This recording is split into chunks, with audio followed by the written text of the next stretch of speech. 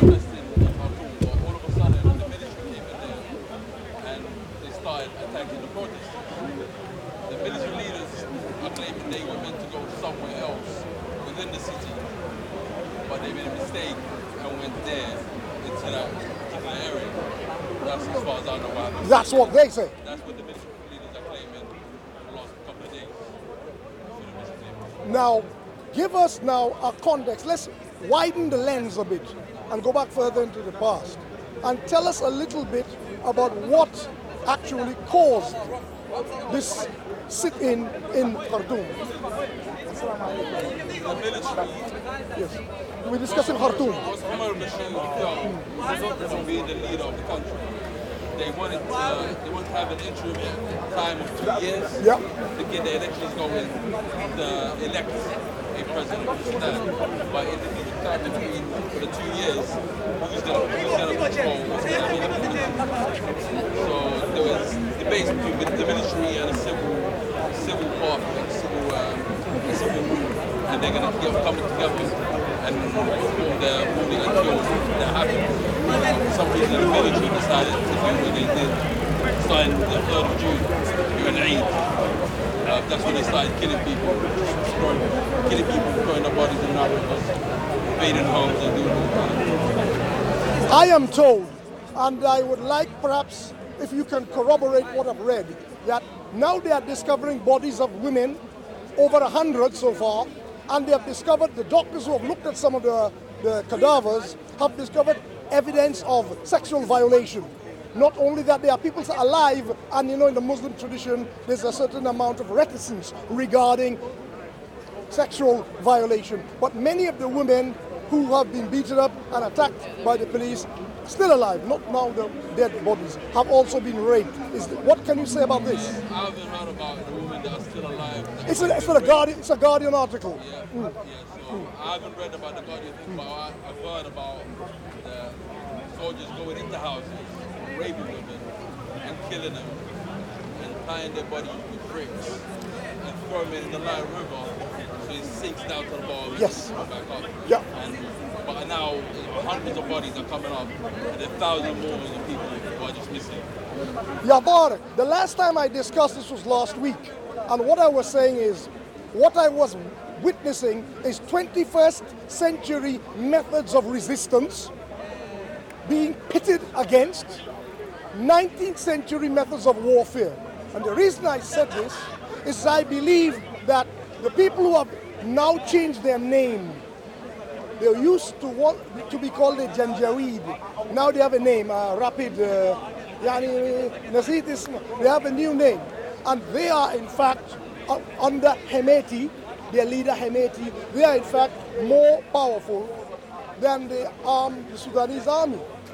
So this actually, this paramilitary force, which was once the Janjaweed, is now actually more powerful than the army with whom they're aligned. Because I think the same army was the same one that was used to go to South Sudan a few years back. So once they went to South Sudan, Omar Bashir was giving them money and people riding, he's bringing over soldiers from other countries as well to get into that army at the time. That's why when they come into Khartoum, these are not their people. So they don't really care what happens to them because they're not from their country. So apparently people from Chad, from Niger, different parts of Africa came into these armies and sent some to fight in the war in Yemen. And then the rest are here now and they're just going. Speaking to Professor Bona Malwa last week, he said pretty much, basically you're reiterating a lot of what he himself told me. And the people who were gathered with him said that what you find is the people, that particular branch of the military, I call them a paramilitary, but now they are military. Now they are part of the actual military. They were actually beating up a man who began to speak to them in the Bagara Arabic dialect, whereupon it was revealed. In fact, he said to them, I am Rizagat Bagara. And that one day disclosed this. When he said this, they released him. They had begun to beat him up, but then they released him, which leads a lot of people to the conclusion that this must be the new, the Janjaweed under the new name. They are Western Sudanese from mostly this Bagara group of people, Bagara Khumr, Bagara Khudr groups of people, some of the Rizegat and all those subgroups, and they are the ones actually perpetrating a lot of the atrocities in Khartoum, rather than the proper Sudanese army. Because I don't think proper Sudanese people that grow up there, people from there, they actually go there and see their family members getting killed and stuff like that and be okay with it and go and be the same to other families. It just doesn't make any sense. Especially if you know anything about the Sudanese people, they're not that violent when it comes to certain things. You don't shoot them. They go just attack people. You see some of the videos that are posted online.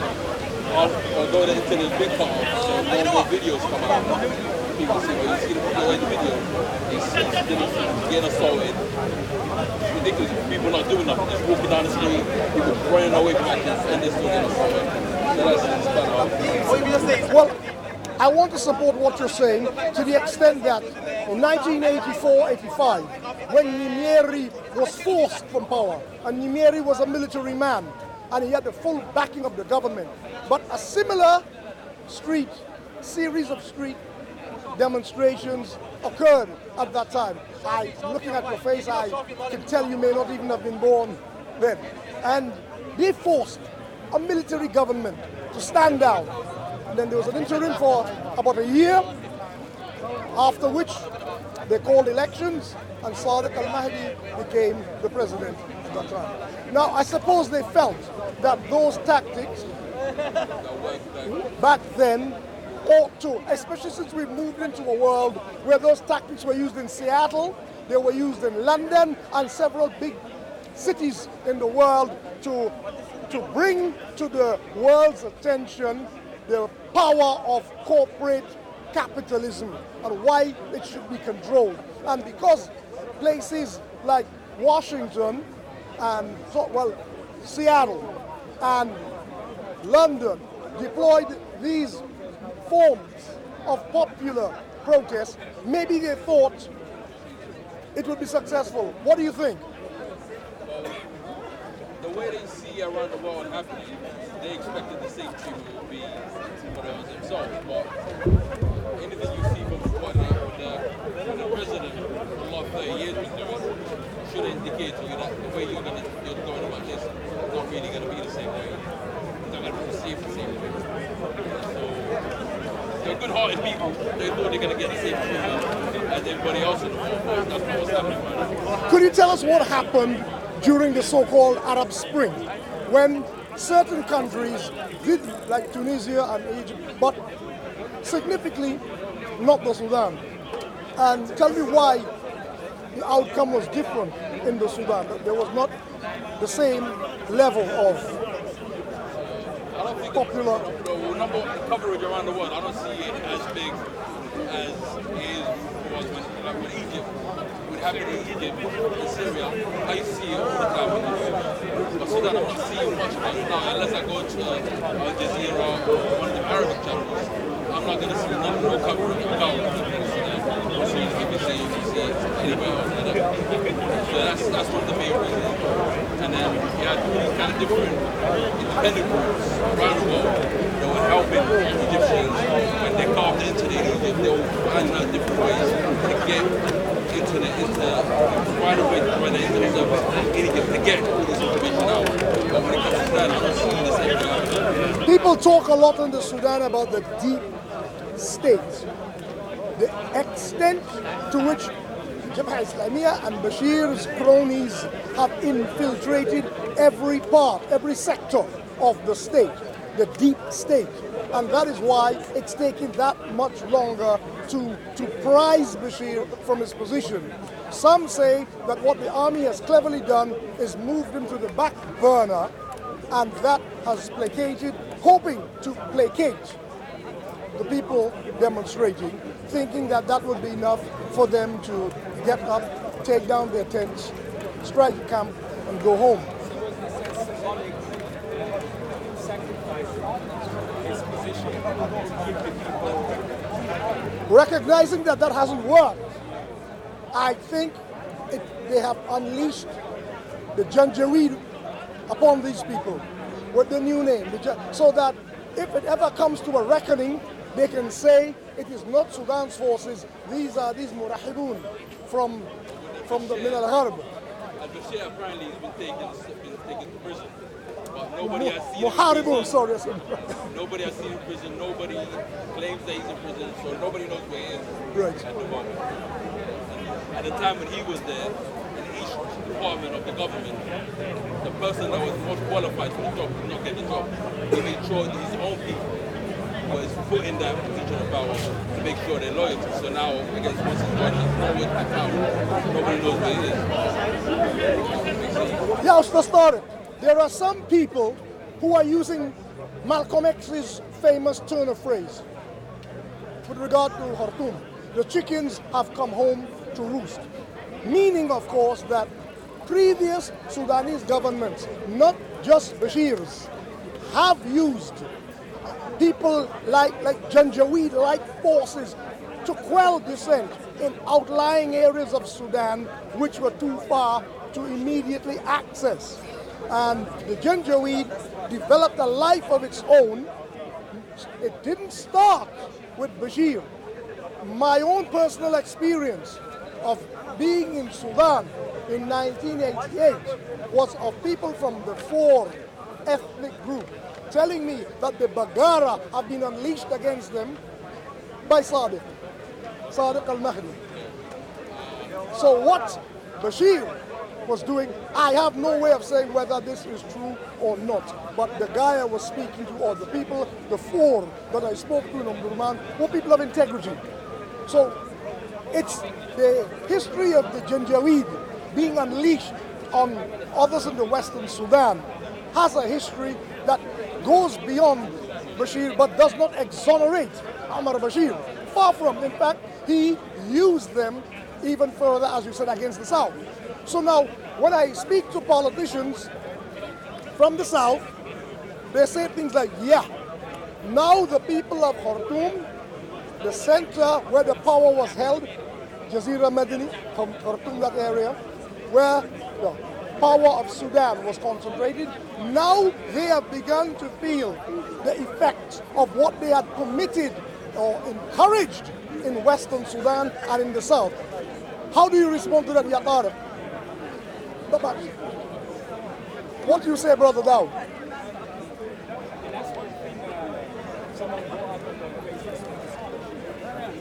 Salamat.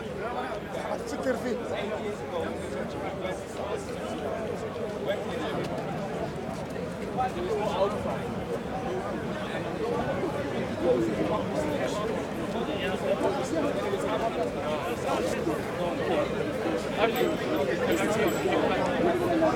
But this is what I wanted to raise with Brother Tariq. In the sense, Brother Tariq is saying, when you compare the disproportionate coverage of the Arab Spring in Tunis and in Misr, in Egypt and in Tunisia, to what little coverage, in relative terms, it is getting in Khartoum, one can also extend that argument to saying, now the people of Khartoum may understand what has been happening in their name in the South and in the West. I don't like that line of reasoning myself personally, because yes, I understand the pain of somebody from Western Sudan or from South Sudan saying this has been happening just for a long time. I personally know of a friend of mine whose mother, I'm talking about in the 70s, was kidnapped, a Nuba woman from Kordofan, and he's a Muslim from South Abbasiyah in Durban, South Abbasiyah. His mother was captured in that time, and so his mother, all right? So a lot of these things were happening, and our people were just not taking it seriously, because perhaps as Muslims, we had chosen a side. I'm positing that. As Muslims, and as a Muslim, I cannot dissociate myself and pretend all of a sudden now I'm not a Muslim. So I have to say we. I can't say those Muslims. No, we Muslims may inadvertently have chosen a side. And we have decided that because we are Muslims, whatever is happening in the South, the people of the South are non-Muslim and therefore they are wrong. So we must choose the side of Omar Bashir, and whatever happens, we have to believe that his position is the right one. And that had happened in a lot of the wider Muslim world for a very long time. It had been going on. There were people who were saying, the situation in Darfur, there were people who were saying, this is because it was first highlighted, I believe, by Colin Powell. And he is the first person, Colin Powell, to call it a genocide. He called what was happening in Darfur, and to which the non-Western media replied by saying, this is America's attempt, watching the influence of China in Africa, this is America's attempt to regain lost ground on the continent of Africa. And that became a problem. It became a problem for me because it's similar to when I listen to people like Sir David Attenborough making a case for climate change and global warming. And if I bring that to my people in the so-called developing South, the first thing they say is, do not listen to the West. It is an attempt to stymie the rising power of China, which is the world's second largest economy. So to which I have to reply, well, my only problem with that is, I'm not going to say I don't have a dog in the fight. I'm going to say there are two dogs fighting and I'm the bone. Africa is the bone. It's now no more a fight between America and the Soviet Union. It's between America and China, and we Africans are the bone. We are the ones, we are the victims. No, we are not stuck in the middle. We are the victims of it. Because when an African dictator cannot pay the Chinese for some infrastructural development, he actually takes the infrastructure. So that bridge is now mine. Can you imagine they own a bridge in your country? And so forth. So it's another kind of colonization. But I'm digressing from my main point, which is about Khartoum. A lot of people who listen may have never heard of Khartoum, which is the capital of Sudan. And when formerly the Sudan was the Sudan and the Republic of South Sudan, it was Africa's largest country. And in this country, you have the ethnic groups and physical types of it. The Sudan would represent a microcosm of the entire continent of Africa. So what I'm saying about this, Brother Tariq, is already South Sudan has gone its way. The rest of the country, if this business in Khartoum, this demonstration is not brought to a reasonable solution, that what is called Sudan today, the rest of it will disintegrate in the worst possible way. What do you say to that? I agree with that, because South Sudan, we didn't really see the images of what happened there. Seeing the image of what's going on, that really affects me. So we saw what happened, we saw images. So that had got people to react. So in Sudan, you just hearing news, So with South Sudan, for instance, we heard about it, but you just hearing about it doesn't really affect us as much. You're not reacting. You're not reacting as much. I was going to ask your opinion on that as well. Yes. Just, you know how, like, for example, Carlos mentioned that early on with the Arab Spring, Tunisia. No. No, discipline. I'm doing this. I direct this. Yeah, Tunisia, Syria, Egypt, there was mass, whatever the protests and stuff, there was mass coverage. Now, in your opinion, why is there not that same level, that proportional level of that coverage in Sudan? Again, Sudan has been in bad order with the West ever since they believed Bin Laden, Omar Bashir, Hassan Turabi was complicit in giving Osama Bin Laden refuge in the Sudan. From that time, of course, the Sudan was declared a terrorist state, and Bashir was asked to go before the Hague, which one thing I agree with him, he refused. It seems as if the ICC is a criminal court for Africans only. They asked for Mugabe, they asked for, anyway, sidebar. The point The point the brother made is interesting. So you had a question, because I want to talk about the possible fallout from the disintegration of the Sudan. But go ahead with your question. The question is, it seems to me, from what I've seen of right so far, that it seems to be an internal struggle. As in, the issues are emanating from within as opposed from external. Because America, if America has adopted its what be the geopolitical interest in the Sudan, other than South Sudan, which a lot of people know that, people accuse Bashir of sending it to the Americans. And then also, we know there's an alliance between Sudan and Syria and the Saudis as well, I suppose. So what is it more an internal thing or is it like external? I think you answered your question. As we say in my country, you beat your drum and you dance to your own music. You actually answered your question. I do believe, as Brother Tariq said, this is a grassroots. It's a genuine. It's over 30 years of resentment building up like a pressure cooker. I don't believe America has any, there's no interference yet from any other power. My greatest fear is if this country begins to disintegrate, I'll come to the West last. Take Kassala. Perhaps, you know how mischievous Afarwerki is in Eritrea, right? Because of the nice manner of, I forget the word in English, the pleasant demeanor of Abiy Ahmed, they signed the border treaty between Eritrea and Ethiopia. But Afarwerki does not like to lose a fight, and he may believe he needs more land. And if Kassala, eastern part of Sudan, secedes, I predict some interference. Okay, but that is small. I want to build up to bigger. That is small potatoes. Yeah, well, I'm building from small. I'm going from small to big. Let's take it now.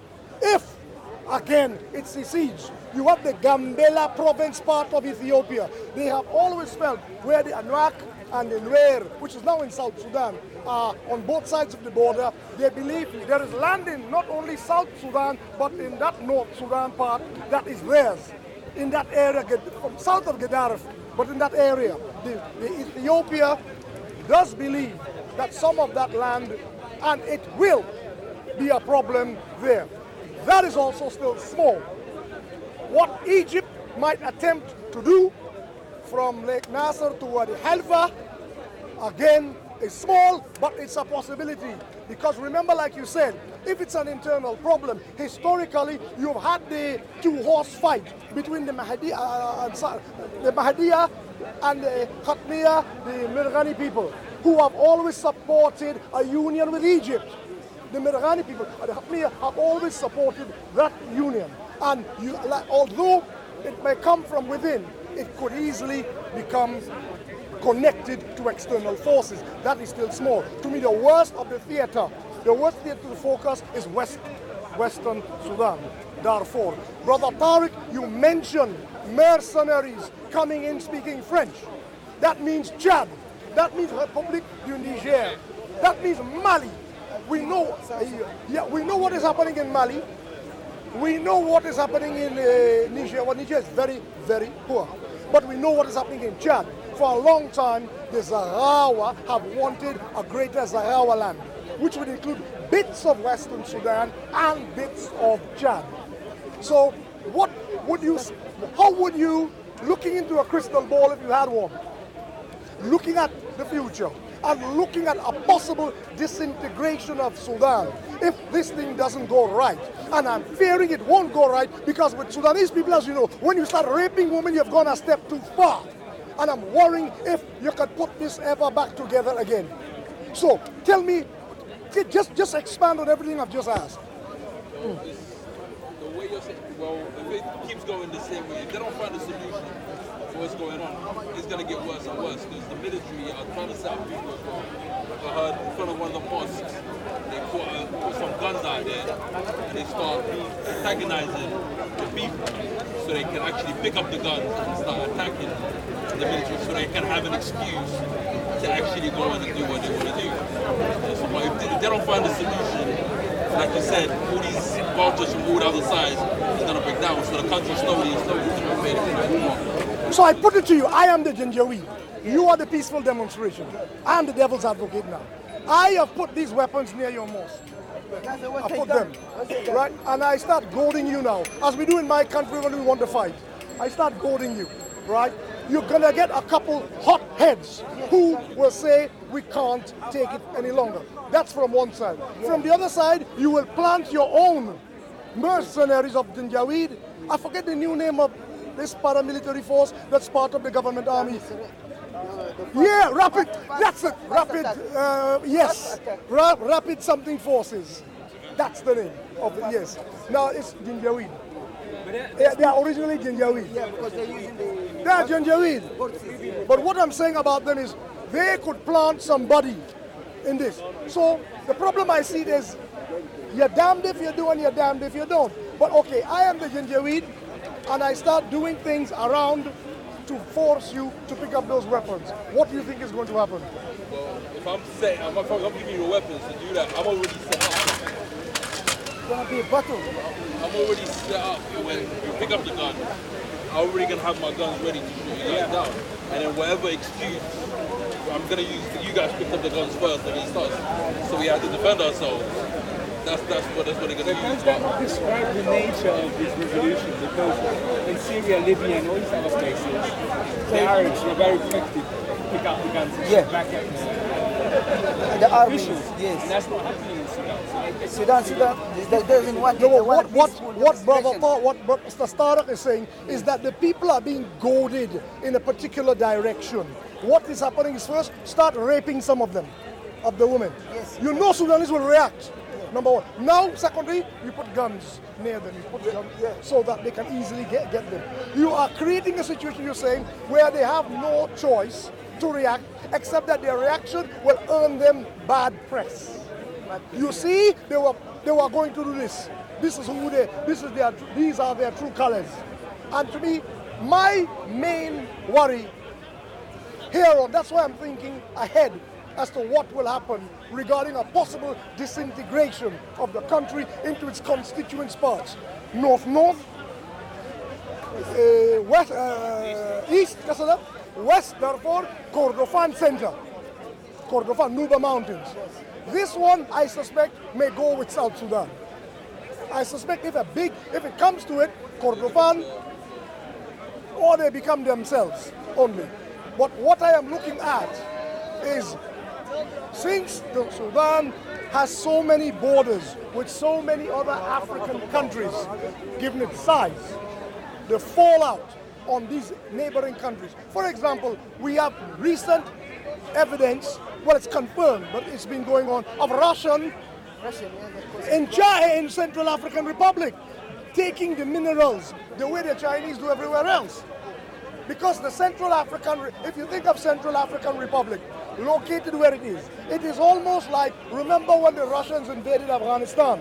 As well in Sudan. Yeah, if you look at Afghanistan, it's almost a no man's land between the Central Asian republics belonging to Russia at the time, there were Soviet republics, and India, Pakistan. Afghanistan is like nobody owns it. It's like everybody else's backyard. Nobody kind of owned it, and so somebody had to push in there and make it a sphere of influence. But because of that sort of backdoor quality to it, the Russians thought they could get away with it.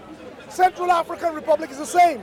It is a kind of, it's like you said, landlocked. Who said landlocked? It's landlocked, but on top of that, Central African Republic is almost the inside where you don't go. It's the dead center of the continent, where people just don't go. In that sense, it's like the eastern part of your country, the Congo, the DRC. And similar because it's not very far. Now, imagine, if you will, that country reverberating on the back of Sudan, the disintegration of the Sudan. We have a lot of terrible things to look forward to if the Sudan, as I say, if the Sudan fractures. I'm nervous right now, right? The neighboring countries. Yes. Because that means refugees. That means Guns everywhere, proliferation of weapons from the Sudan. If you take Brother Tariq, the Nile River, we know that since Ethiopia has started its industrial leap forward, Egypt has been very worried about the quantity of water from the Blue Nile coming down. Now we have, if the Sudan disintegrates, the other source, the White Nile coming through Uganda from Rwanda, will be the other problem. When I was in Kampala, I saw the Egyptian hydrologists, the people who study the rise and fall of the waters of the Nile.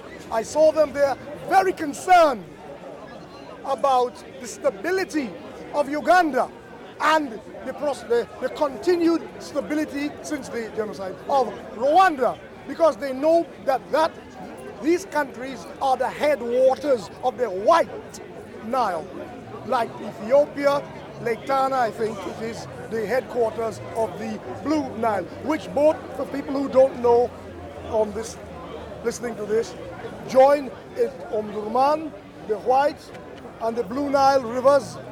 The Blue Nile coming from Ethiopia, highlands, the White Nile coming through from Uganda and the Republic of South Sudan. The two Niles meet, the confluence of which is Omdurman in Sudan, which is the sister capital to Khartoum. And as these rivers meet, they flow northwards towards Egypt. They are joined by the Atbara, but it is said of the White and Blue Nile joining together in Arabic, it's the longest kiss in geological history.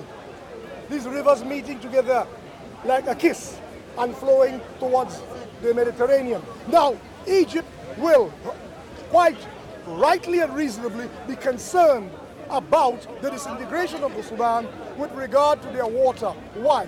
Even with the Nasser al-Ali, the Nasser Dam, the agricultural level of Egypt has fallen. Because what is up when you build a dam? When you build a dam, you slow the flow of the water. So the water is pressing forward, but now there's a massive depression into which the water flows, the lake. It deposits. The land as well, they're talking alive from Sudan. Yes. Because the revolution, they want to get this land back because the army was helping. Hold on, stick a pin in that. I want to come back to that. I want you to talk about that. But what has happened is, because I'm speaking about this as in terms of the agriculture, because at bottom, all of what we're discussing here is ecology, environment, and agriculture. The problem of the Janjaweed and the Four is a problem of desertification.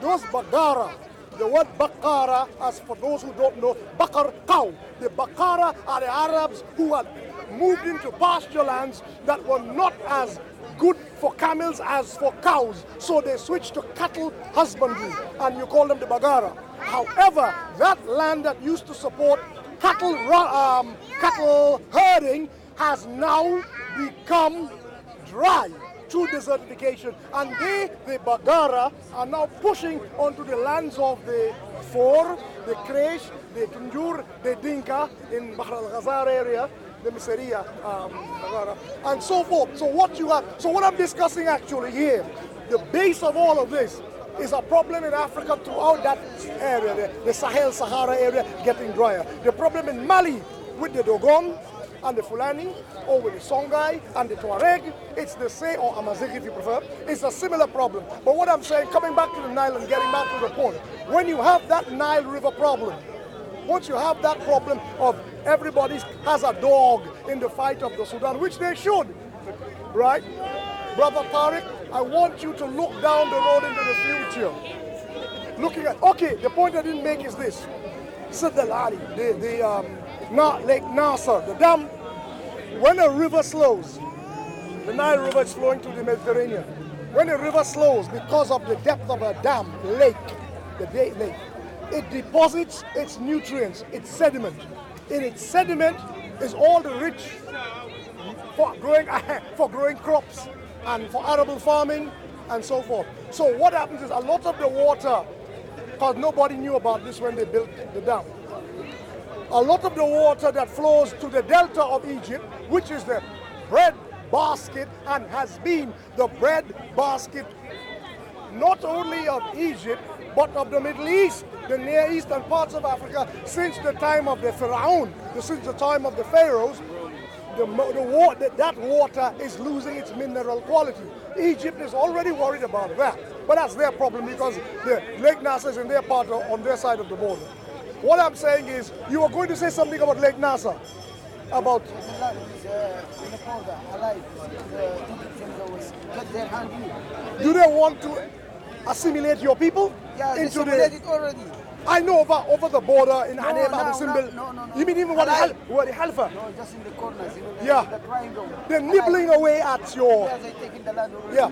And So- like at Nubia as well, they're taking as well. Place as well. Yeah. They call it fashion as well. Yes. That's why the people start worrying about that one. They don't want anybody to get his hand in the country. That's why the revolution is coming and the army is. Okay. If you and Brother Tariq are sitting having a coffee in a coffee house in Khartoum, discussing this issue, if you are discussing this issue, how will you, as two Sudanese, you yourself, you are a Nubian from the north, so you have a language other than Arabic. So you may not see yourself as an Arab. You will see yourself as an African because your language is Nubian. So you know, it's not like the Shaidia who are Nubians like you but lost their language. And then they became the police during the Bashawat and so forth. The rest is history. You're not Shaidia. Manish. Wallahi, akhi, you see, you never know who you're talking to when you're talking. But I hope I haven't offended you by that point. I tell everybody when I speak here, I like my people, but I like truth more. So sometimes I bring the pain. Yeah? What I want to say is, with this whole situation, the deeper roots of the problem are ecological. So I can't sit and say that global warming is a myth and a way to put China back in its box when China doesn't really have love for me. I'm so sorry. I'm not joining that fight on China's side. That's like me setting myself on fire to keep a dragon warm. You know the Chinese motive is the dragon. Yes, they need the What am I? money. They don't give My part of Africa is overheating and I'm going to join them against the West? Why am I setting myself on fire to keep a dragon warm? I can't do that. So this is some of the problems we have to look at when we look at what is happening with mercenaries coming in from, like you say, speaking French, Francophone, from maybe as far as Mali. But we know from Chad, definitely. Yeah. I don't know about Niger or Mali, but I know definitely from Chad. The people who live in Chad and Sudan, the same thing. That's in the border, the same thing. They go and come back, like Sudan and Chad. All the tribes, they're mixed. As they can, once they go settle there for a long time, and then they come back to Sudan. They go to do business. But Tariq, is it true, yeah, Mr. Tariq, is it true that never before have Sudanese witnessed French-speaking Africans, like coming into Khartoum and Umdurman? As far as I know, yes, maybe before. I have never heard of it. I've never heard of it. I've never heard of it. It's the first time. Yeah. And that happened mainly after he took down the military, when he fought different people. Inadvertently, I raised a very important issue. I raised a very important issue of identity at I told you Dawood. that was one of the main problems. Because it was a long time. But in remind me, Chad. Dawood, I'm going to talk about identity, Arab-African identity when he finishes. The two of them just reminded me of a very important side issue that for some people is the main issue, which is the Sudan's problem of who is the Sudan or who are the Sudanese. Are they Africans or are they Arabs? But go on, I'll come back to that. Remind me. When was Chad ruling by what you call Hussein Habri was like in Arab, like in the Quran and The all Quran, these- yeah, the way they and, Quran. and all the tribe for Bagara and all these tribes, they used to go there, do their business and come back. When Omar Bashir was helped Idris Dibli with a gun and gave him the land to go fight, send Habri, and they take the power from these people. Yeah. That's why the people, they still move into Sudan because they got kicked out from Chad. Where they go? Settle in Khartoum. Some of them they settle in Khartoum, some of them settle in Darfur, some of them go to Libya, and they're using the border up and down, up and down. And some they're keeping the French language. That's why they go. So with the collapse of Libya, Western Sudan has become a corridor. Yes. For not only people fleeing Eritrea and other parts of Africa trying to get to the Mediterranean, it's like it's a corridor basically to run there. It's also become trafficking of every different kind. So it's a highly volatile and stable area to begin with. Yeah. I want to turn a little bit to the question of identity in the Sudan. And I'm now channeling the same speaker from South Sudan who said the chickens have come home to roost, by which he means what the Sudanese have been doing to us is now being done to them by the same army that they had unleashed upon us. The Janjaweed called rapid reaction, whatever Kaza name.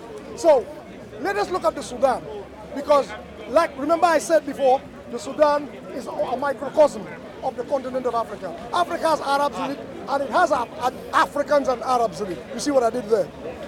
And that's the whole of Africa, where you have Algeria on the one hand, and you have South Africa on the other hand. You have all of that compressed into the Sudan.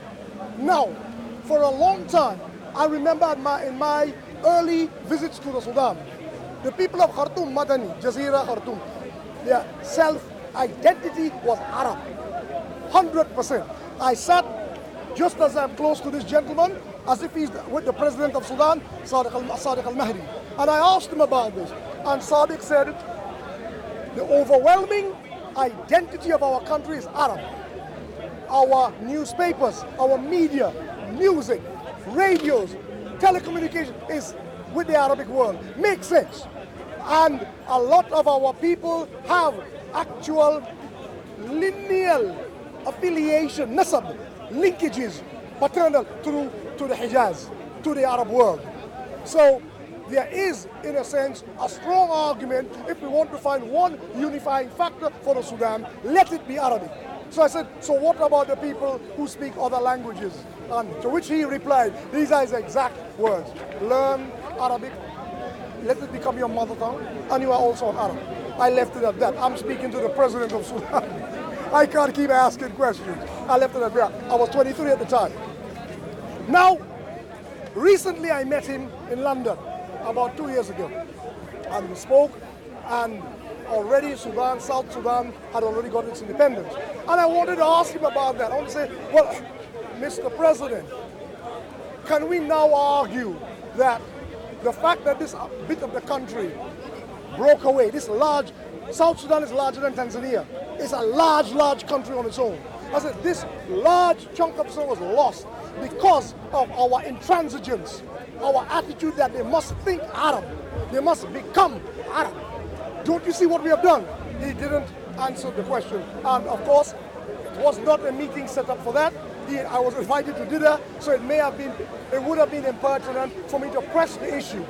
But I'm asking the two brothers here, because this brother speaks, what is your name again, my brother?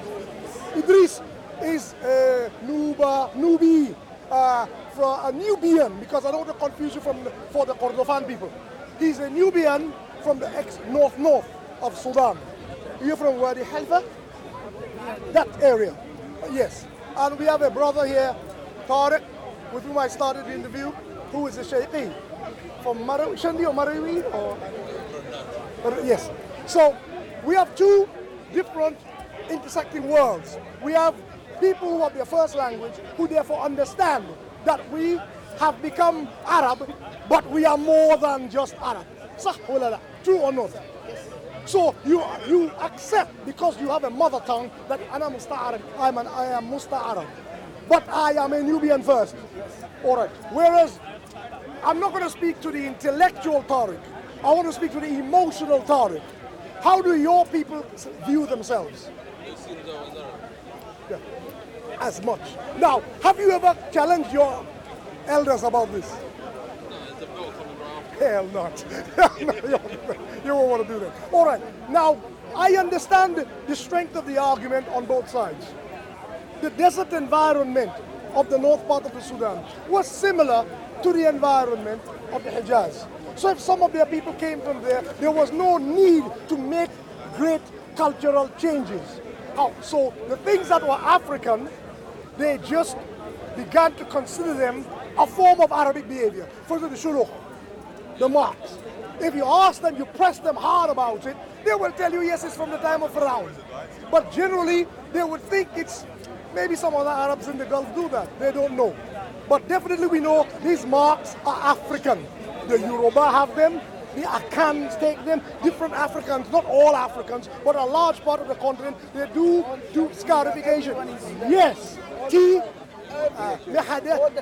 Malawi do 111, and so forth. So what we do understand is that this is the African side of the Sudan, which is conveniently not invoked very much.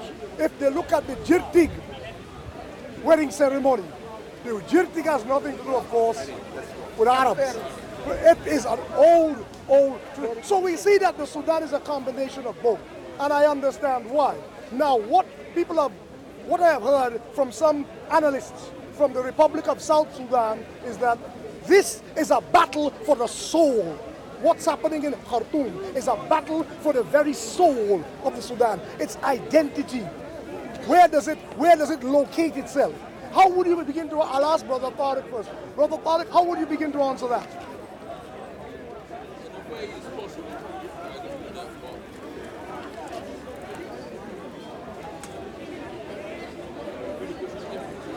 The question, okay, I'm speaking now as though I were an analyst looking north from Juba, from the capital of the South, of the Republic of South. And they would say, what you see unfolding in Khartoum is a battle for the soul of Sudan, its inner identity. Is it Arab or is it African? It may have to choose. What do you say to that? I don't see it as a battle to fight Arab or non-Arab. It's survival. Because at the end of the day, we all get into this, regardless if you're Arab or not. At the end of the day, you're both getting killed, you're both getting massacred. At that time when they're coming through, they're not saying, okay, is he an Arab Sudanese or is he an Nubian Sudanese? They're just going at every Sudanese, so I don't really see it as that. I just see it as a survival thing right now. Because the way it's going on, it's just a survival thing. It's nothing to do about where you broke it down. No, now I would like to ask you, you don't necessarily have to respond to that yet, but people are saying that this is a battle. It's about how Sudanese should see themselves as Africans or as Arabs. Is that a problem at all for people in Wadi Halfa in the north? Is that an issue? It's not a big issue. No. What's the main issue? Yeah. The main problem, there was a big barrier because the language. We don't have to sit particular language. Because in Sudan, almost about 100 dialogue as a problem. In the first place, it creates our own language that we get our own identity. That's why we need the language as one. So you would agree when Sadiq said that the Arabic language should remain as the chief unifying factor for the whole of the Sudan. You would agree with that? You would have agreed if you were talking to him as I have been talking to him.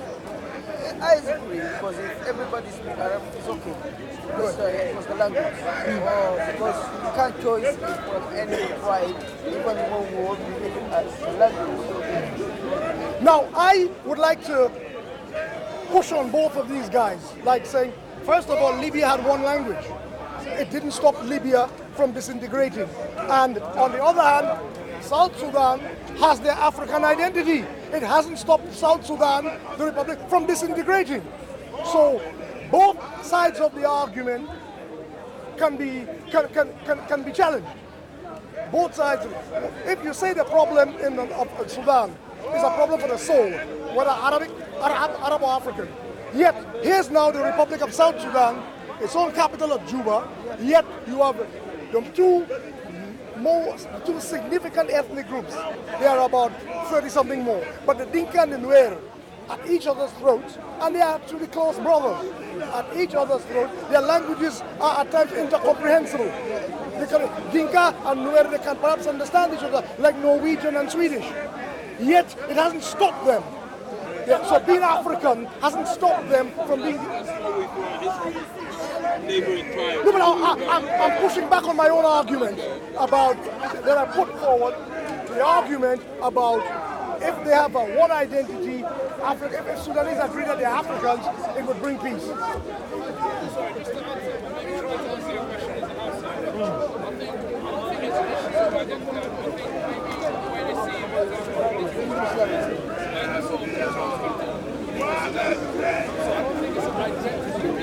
But that's my very point. The people who have controlled Khartoum have always given it an Arabic identity, and they have marginalized the West, the North, the East, and the South, and Kordofan and the center. In fact, power has only been evolved from Khartoum to Jazeera to Medellin, nowhere else. So.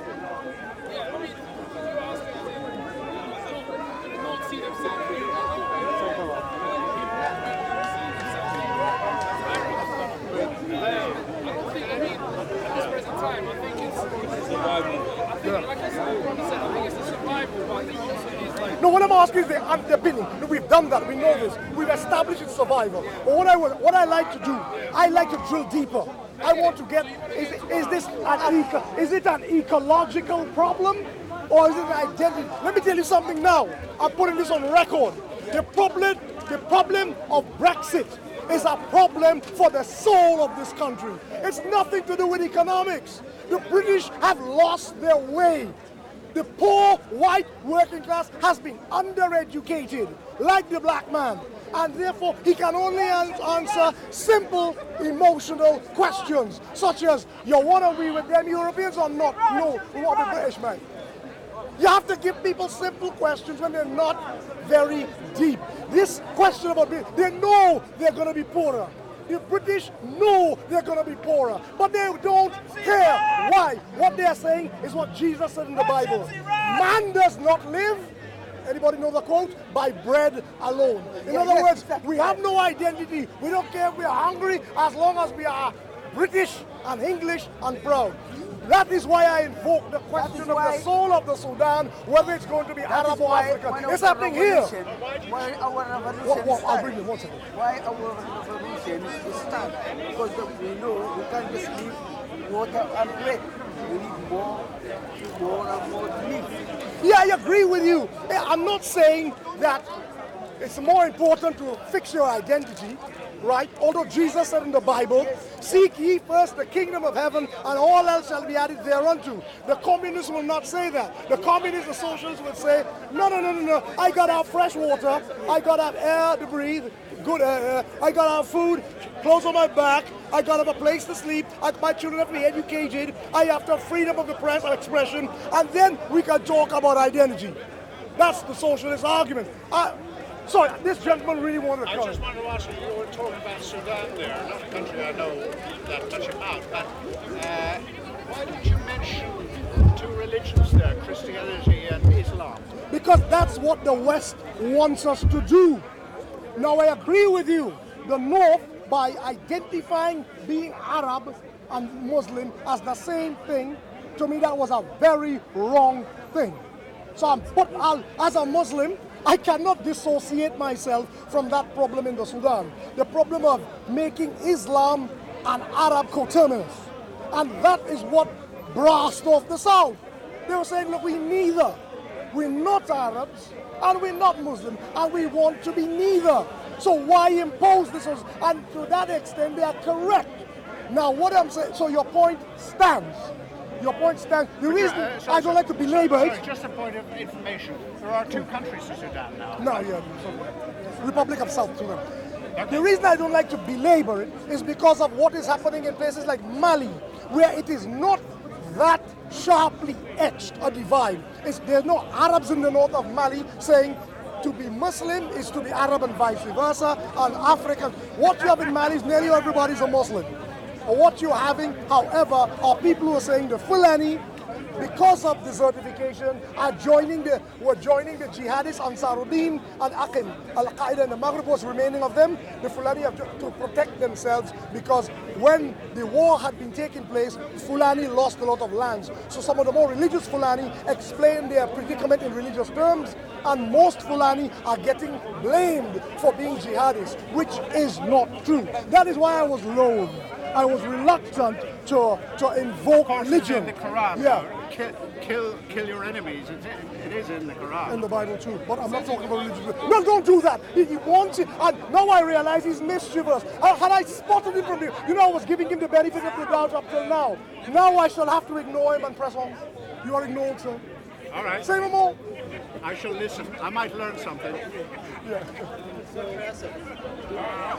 We have established that the conflict in Sudan predominantly was reported and it's been talked about on social media. In fact, when I went to BBC News, on BBC's YouTube channel, and I looked into the comment section, there was plenty of people saying, I only know about Sudan through Instagram, right? Because what's been happening is that something that we haven't discussed. A lot of people in Sudan, the revolution in Sudan, there's a lot of young people who are participating in it. It's a revolution by the young, for the young. And the language, if you identify the language around it, I haven't come across what you were talking about between the South being Arabic and Vice versa. Vice versa. I haven't identified it. I think what you've done here is maybe looking into the future, because when you look at revolutions, the revolution evolves and they change, and the intention change, and new groups come in, and then there's this other group coming in. I think The first word gets wiped out. so I think there's a possibility that it could develop into that, most certainly, just because it's in the DNA and the history of Sudan. But at this stage, I feel like, just to understand very simply, I think it is economical, right? They want to change. There was a drought going on. After years. When we are talking about not there, just the whole of that area going across, even from Mauritania straight across to Eritrea, right? Ethiopia. But what I want to come quickly back, because that's the ecological factor. To me, that is the basis of the problems in Africa: desertification in those regions and so forth. But then we come back to the question of identity. Now, to look at the Sudan. From the last time I was there in 1990, when the Jibhat took power, and Turabi, and so forth, and Omar Bashir and all that, yeah. I do remember the Gulf, it coincided with the first Gulf War. And during the first Gulf War, unwisely, or wisely, depending on your point of view, the Sudan took the side of Saddam Hussein. Yes. Palestinians took the side of Saddam Hussein, and Yemenis took the side of Saddam Hussein. What happened? Because the middle class in Sudan, the middle Yeah. class, at the beginning 5 months ago, they weren't really sure. They weren't You're taking me somewhere else. I'm trying to build this up. No, so what I'm saying is this. What happened in the Sudan back then is the Sudan was almost evicted from the Arab League. They were blackballed as they were, or from the Arab League. I think Yemen too, the Arabs in the Gulf started kicking all the Yemeni out. All the Sudanese were replaced by Egyptians, whom the Gulf would like to get rid of, and they can't get rid of. The Egyptians have entrenched themselves in professional positions once held up till 1990 by the Sudanese. And from that time onwards, the Sudanese began to develop a more African idea of their identity. So it's like a slow burn on your cooker. But it has been coming since the night. There was a Kuwaiti poet who sang about the temerity of the Sudanese to take the side of Saddam, because Saddam had invaded Kuwait. So this Kuwaiti poet sang a song saying, how dare that half-caste nation, Hajin, Hujana, how dare they involve themselves in Arab business? There. Who are they? This half-caste people to involve, and from that point onwards, there were, even people were saying, especially Turabi was originally Falata. They say his ancestors, and he wasn't denying it. He was like proud. Yes, I'm African. I am Afalati. Our people come from originally Western Sudan, maybe Burkina, wherever, and that they say he's a Fulani in origin. Some say I don't know, Allahu Alim. But what I'm trying to build up to is the idea of being an African in the Khartoum part of Sudan has been growing slowly and steadily. However, when I was there in '85,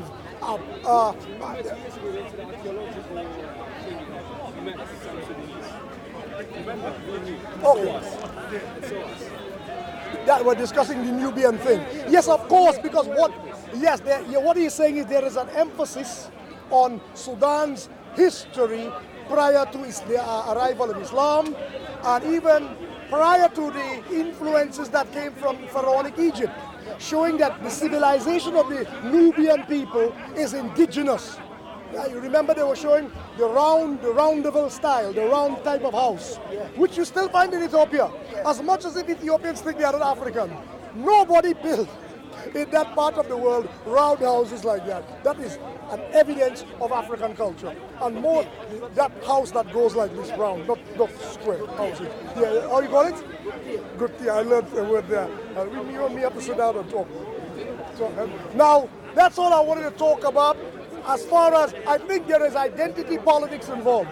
And like I was saying to the gentleman here, do not downplay. I don't want to talk about religion too much because I realize I spend a lot of time here talking about religion. You're not going to talk about No, I religion. don't want to go away. Right? For a good reason. You've never heard me talk here before. That's why you're saying that I've talked a lot about religion. And the religious aspect makes it an international problem. It does. So I'm not running away. I did accede to his point. I'm not running away from the religious side, Jabhat Islamiyah. How can I run away if their name is Jabha?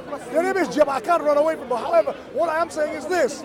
I'm saying what we need to look at are the local factors, the environmental factor, the question of local identity, right? You have the situation where, for example, in terms of local identity, when the Bagara have a beef against the Khartoum people, the Bagara believe we never stop being nomads, Badu. Our Arabic is the pure Arabic. We are still, as we left the Hijaz. The people from Khartoum laugh at them. They say, look at your faces, you're Africans who are speaking Arabic. And you're keeping more way you keep cows. Shut up your cowboys. And when Al-Mahdi, the Khalifa, Abdullah Ta'ashi, the Khalifa, yes, when they success, which is a tribe of Bagara, the Ta'asha, right? When Abdullah Ta'ashi, the Khalifa of the Mahdi, was fighting in as far as Ethiopia, the Battle of Gallabat, I can't remember the year. When the bulk of his army came from Western Sudan. So can you imagine from the West? So the Westerners have achieved a reputation, especially the Battle of Khartoum. They received a reputation as being Christian. Yeah, the reason is all Bagara. The reason I got we did say that before you came. That all of these people from the Western Sudan who see themselves as Arabs feel as if they have not been given acceptance by the Ja'ali and Jawama and these river Arabs, the riverine Arabs. So to which they reply, you are not Arabs, you are Muslim, yeah, you are like the Shaikhi, you are Nubians, yeah, Jilaba. No, Jilaba has a historical meaning, I will go into it later.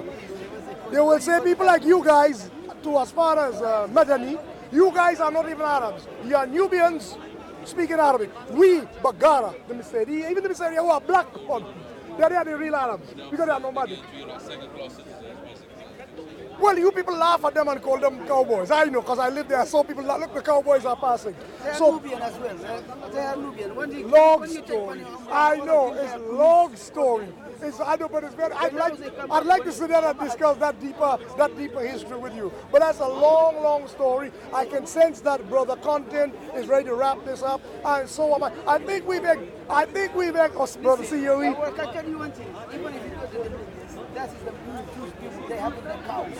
Who's it? The Bagari is one of the worst tribes. Did you hear that? That one Listen, who have enough cows. Something will interest you. Listen to his talk. Say to him. Say what you said to him. Khalas, Yaki, you finished? Oh, Yes, the Israelites. Because from Egypt. No, they've always believed some small thing like this. Remember, the literature, that's another subject. Let us leave Bani Israel because the Pashtun people say that they are Bani Israel. Yes. If everybody is Bani Israel, they must have been doing some serious. Because they still keep in the same culture of I'm going to Israel. use some foul language People in the Quran, and spoil the whole thing. I'm saying they must have been having a lot of children if everybody is Bani Israel. From as far as the Pashtun say that they're Bani Israel to Khalas, let us leave this Lemba of Zimbabweans and all these people who say that they are Bani Israel. Forget about them. Okay. Forget about them. All I will say is there's politics of identity involved, there are ecological factors, and there are simple matters like we need freedom of expression. Like I said, humans have basic needs: air, food, water.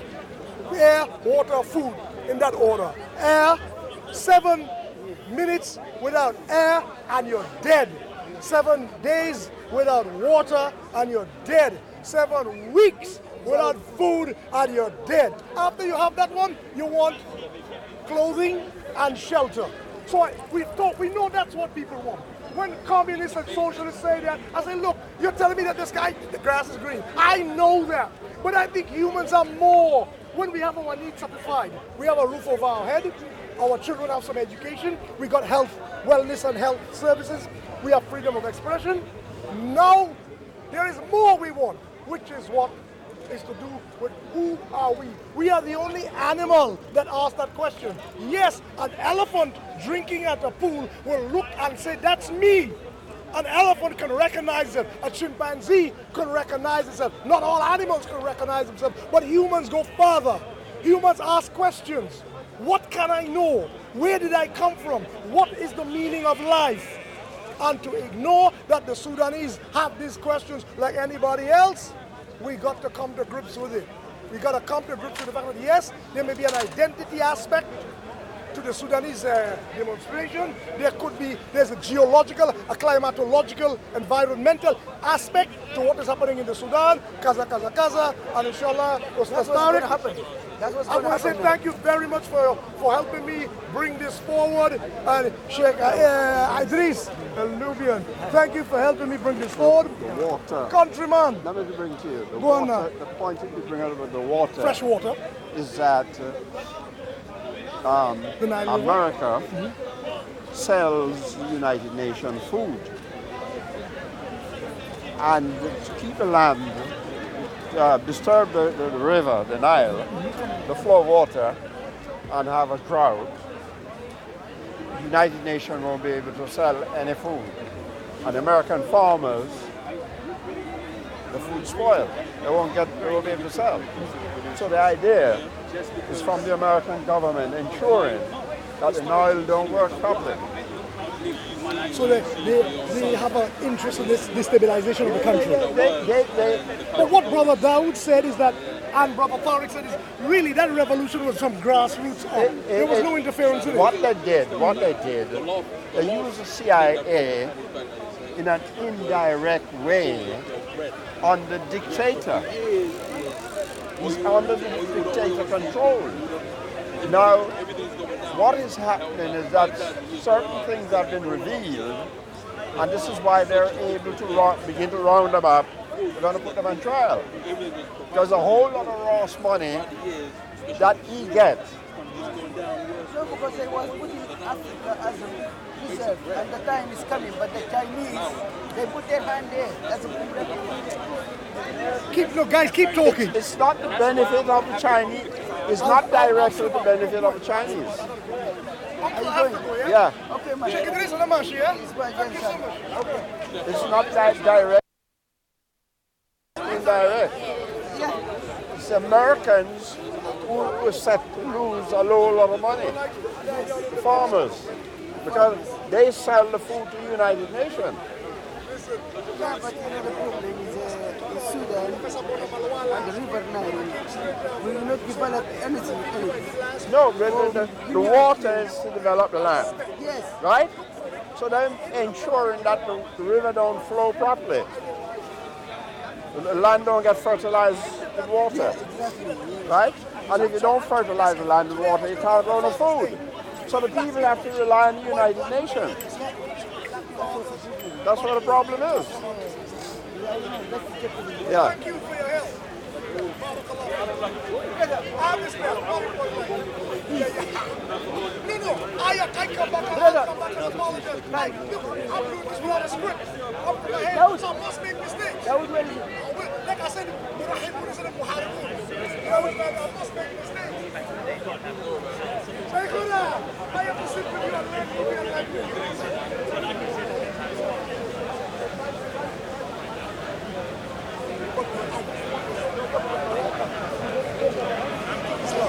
I don't want to. You want to talk about the Bible? I know. That's what.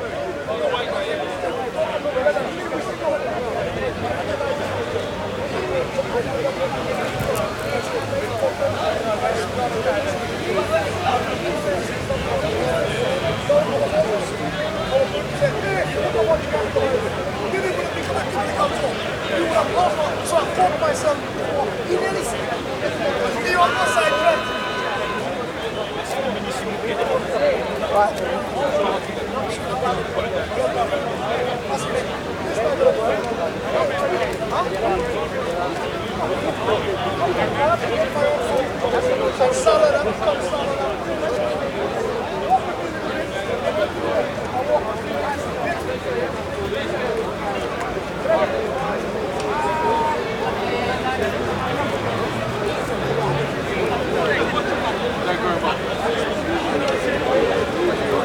I just don't want to give up more information.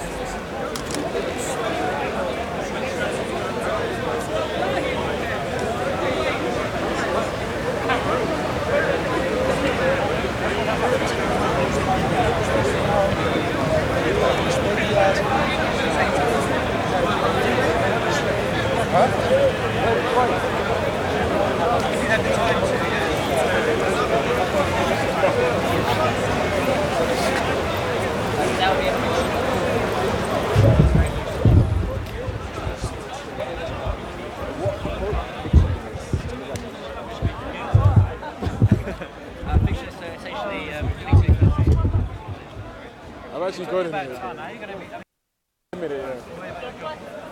It's not just like job, it's just I'm very nervous. I'm like a dickhead. It's like, no, but if I start, and he says, what's fiction? It's like freak out. And I go, well, my brain freezes. And Ignore the furry thing. so I suppose the fictionists would say, would judge the existence of things, say that that thing exists only so far as it's useful. So a bit like pragmatists, they say things like numbers. You have a fictionalist approach to numbers, you have a fictionalist approach to time. So they say that it doesn't essentially exist. Fictionalist, sorry. He's explaining. Fictionalist, so fiction. It's a bit like, I mean, it comes from people say that do this. So fictionalist. Fictionalism. Fictionalism? Yeah. There's so many isms. But then, so when I was saying that, I was saying fictionalist. So that would be the fictionalist. Fictionalism is the school. You could say I'm a fictionalist. I'm only getting this from going all the way to my third year at metaphysics. They were getting involved in that. No, I think it might be, I don't know, specific to the course I did. You can get one of those Plato Stanford But essentially, yes. So you could. It's a bit like saying, does Sherlock Holmes live in wherever in Baker Street? Essentially, does he or does he not? Does he exist? There's all these different questions you can have. And a lot of yes and no. Ignore the camera. Forget about the camera. Think of Sherlock Holmes. Think of England. Think of England. So yeah, so your approach might be seen as fiction, but it's quite useful for you to have that. Like, as a grammatical Time teacher, is definitely you have to say, useful, I'm focusing more to do with speech, I think, so you can say the pragmatism.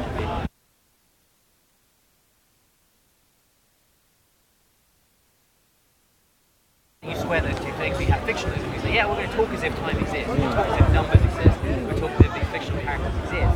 But ultimately, and but ultimately they don't exist. You just need to pretend that they kind of do in language. Difficulty in defining something doesn't mean that it doesn't exist. And I think time does exist as an objective reality in the universe. We see decay, the second law of thermodynamics. It's always now. It suggests a before, during, and after because you see over time. It's always now. Isn't it not always now? I'm can you just move it a little bit? So no, but you want me to? You're off the camera. Why is it always me? Anyway. Yeah, right. Well, you can stand here as well. Not you. I think I'm on it. I'm assuming. Oh, he's in it. That's okay. That's okay. Yeah, I was just saying, but isn't it always now? When you used to talk about decay.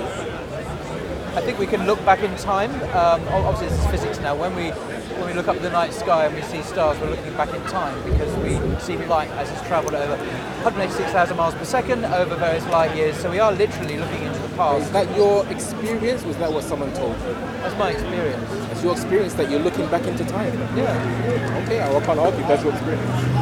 Well, it's experience informed by what science. I just see things in the sky. I don't say, oh yeah, that's my experience. But I don't never say just see they things. are. When I they are whatever many years. But I never just see things in that innocent kind of amoeba-like way. I see things that are interpreted through our experience, our education. So when I'm told that light travels... That's what I'm saying, you're told that. That's what I'm but we as human beings are not just tabula rasa. We are what I mean. we're not just blank slates from which we just receive the world. We are people who have evolved to be educated and cultured in certain ways. So when I see this gentleman now, I immediately know he's a Jew. Off camera, he's a Jew. Now, I'm using it as an example. But how can I know that? Just walked in, he's a Jew. But how can I know that? In a similar way, when I look at the night sky, I know I'm looking back in time because I've been told to interpret that reality that it is actually taking time. Someone interpreted reality for you. But this gentleman here is interpreting reality already because I know from experience and so on that that's how Jewish men I should say, not women, dress. So it's both interpreted reality. So I'm not just seeing a neutral pieces of black and white because he's dressed in black and white. I'm automatically interpreting that correctly because you are a Jew. I know this guy. It's different to time though. No, but I'm saying that what we observe is not just a blank slate. It's already pre-interpreted based on our experiences. I know who someone who dresses like that is not going to be, I don't know, a Mormon or a Roman Catholic priest. No, but I agree with it. This is fine, but we're talking about time. Yeah, but in the same way, when I look at the stars, I automatically know because scientists tell us that I am seeing light from a star that maybe existed billions of years ago, and I'm not just seeing light in an innocent abstract sense. It's already interpreted, and that's saying that any reality, we interpret reality based on what we've been told to believe. And you could say, when I see a tree, does that tree even exist in an abstract, or is it just a bunch of atoms in space? Is not my mind contriving a tree-like thing? Because that's what human beings do. We have an epistemological orientation to see the world in a certain way, as Kant spoke about very eloquently, space, time, causality, extension, and so on. That's how we as human beings interpret reality. Is reality beyond our sense perceptions really like that? I have no idea, he would say. We can't know experience beyond our experience, things in themselves, but we can know things as human beings understand them. So I know that's a tree, even though arguably that tree doesn't exist. It's just a bunch of atoms. I know that's not a Catholic, that's a Jewish person rather than a Catholic priest. Is that arguable, or is it definitely that it's a bunch of atoms for you? But as I've already said, I'm interpreting what I see based on the knowledge that we have, the knowledge, whether it be of an individual, how they dress and what that means religiously, I hear or you. a tree. But what I'm It's all saying the is- same kind of thing. I hear you, but your direct experience isn't. That's atoms. I'm saying that there's no such thing as direct experience. It's not unmediated by our experiences That's in a that there deeper is. sense. That's a guess. I would say Many. there is, because I would say with Kant that as human beings, in his Critique of Pure Reason, as human beings we bring certain categories of thoughts, certain concepts. You did Kant, didn't you, at university? The ethics. Oh yeah, it's not ethics. It's not the no. That's a different book. The Groundwork of Critique of Morals, which is a great book. No, categorical imperative, shit like that. No. I'm talking about his epistemology. So as human beings, he would argue we have certain categories of thought by which we that are a priori before experience. So we have categories. We understand extension in space, motion, cause and effect, time, and so on. We have 12 categories. Brilliant stuff. And that's how we structure reality. That's what it is for human to be human. Now, whether or not, what are things in themselves? What is that tree in itself? Is a question from his view we can't answer. All we can say is, as human beings, we see dimensions, we see structure, we see extension, cause and effect, the seed growing into. But what it is in itself, we can't know that because it's beyond our categories of understanding. So I think your question is. I don't mean to be rude, but it's naive. It's kind of a naive realism. We just see things. But when I see that tree, don't I just see the tree? I think We haven't, to be honest, you haven't let me speak. You've been speaking most of the time. Okay, but when you said before that, don't I just see the tree? And I think no, I don't. I think it's more complicated. Oh, but you're making it complicated. When I said your direct experience is, of course, what is instant. You call that a tree? Yes, we can't say for sure it's a tree. We're just labeling it. We don't know what it is.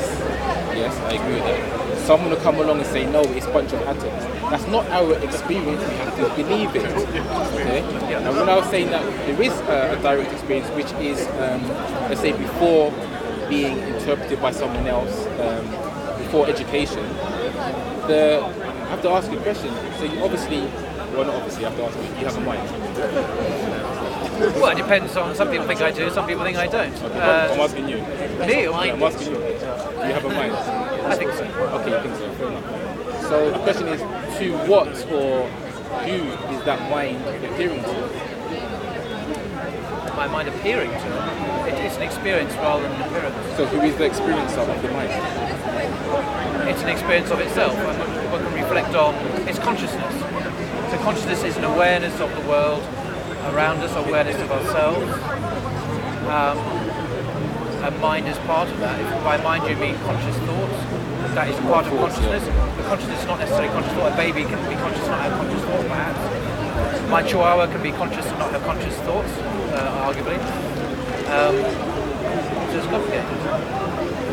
Yes, but you would say consciousness is essentially what you are. No, I wouldn't say that. Okay, so essentially what are you? Well, at a fundamental metaphysical level, I would say that as a creature, I'm part of the universe that is created by an intelligence which we call God. Therefore, I am contingent, not a necessary being who is made by God, ultimately. So, But is it not in your experience? Again, your experience, because you're, which is fine, because you're letting other people define reality for you. You're seeing a star, what we call a star, and someone's telling you it's light years away. You're believing it. When your experience, no, they're actually just things. Some are brighter than others. They're just things, and we call them lights, and we call them stars. In your direct experience, I'm suggesting you're not seeing time, but someone is telling you, or a scientist. Well, in that sense, you know yes. what I'm trying to say? Yeah. But I'm saying that my perception is it's cognitively rich. It's not cognitively just based on just seeing light twinkle. Like my perception of tree or that Catholic, that Jewish guy who was there. It's a cognitively rich experience, based not just on sense perception, but interpreting that perception. So I understood who he was, what he was. It's more than just colour, the black and white of his trousers and shirt. That was all that I saw when I saw that guy. I immediately thought, Jewish guy. Right? Or when I see this lady, automatically I think Muslim lady. Yeah. Even though I'm just seeing a hijab, I'm just seeing a coat. I don't think that, well, she's got that on her coat, oh, therefore she must be. I just think, Muslim lady. That's what I think. That's fine, and I agree with that, but we talk about time.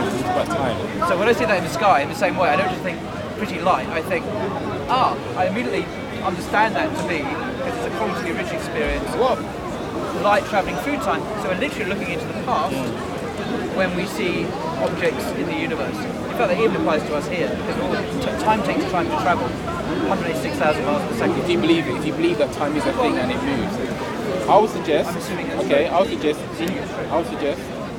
it's always now for you. It's always now. What we call now. What about when I remember what it was like 10 remembering minutes ago? Remembering it now.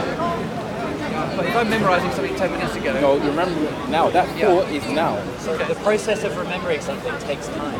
Now, everything you just said is happening right now. So what is now again? When we talk about... Define now? Well, do you go in my actual belief or just the normal... As soon as you say now, you've gone into the past. You're always... You're never in the present. Well, you heard what I said. I know. It's always going into the past. No, what I said, that's your belief though. That's my argument. I know. I know. And what I said before is essentially there is no now, but because we're talking about certain things, I have to use that concept. So essentially I'm saying there is no now. Because for there to be now, there'd have to be a tangible something for the past, something for the future, for it to be in relation to. For us to say it's now because it's not then, it's now because it's not soon.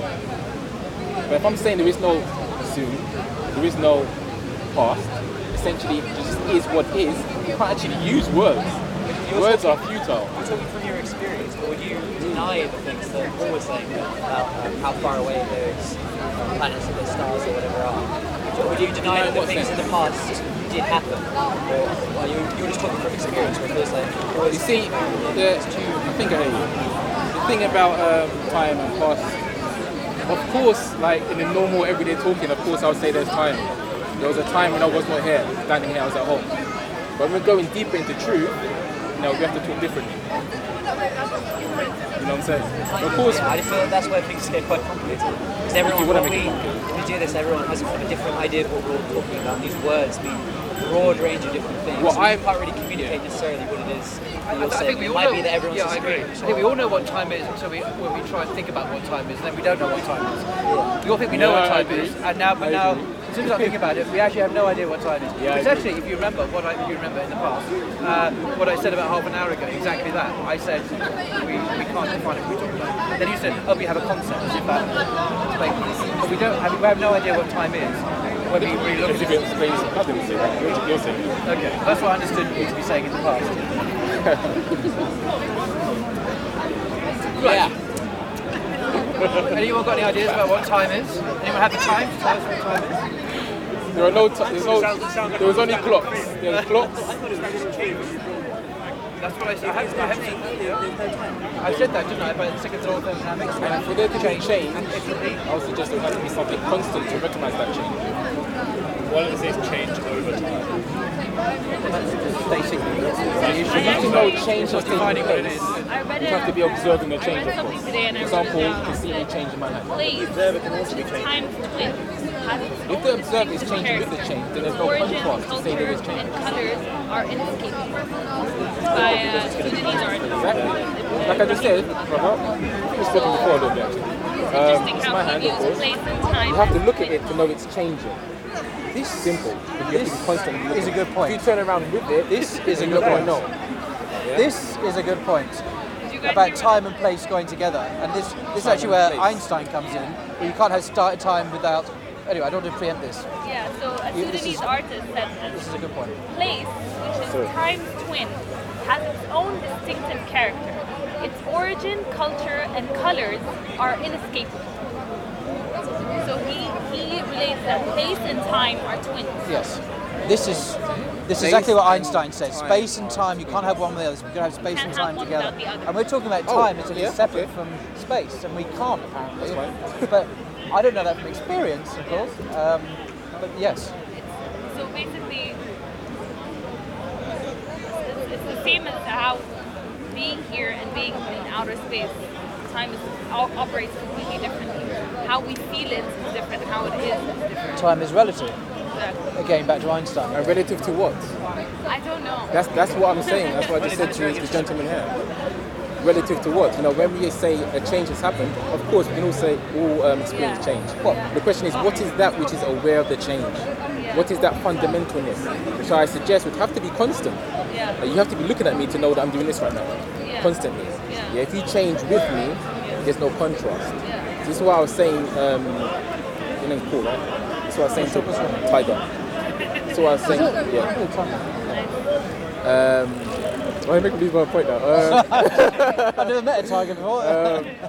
You said something. Oh, I said that there is a direct, let's say, I don't say part, because it's not separation, but I say part of you that is before the beliefs and before the education of the mind. And that's that constantness that I'm suggesting that is aware of change.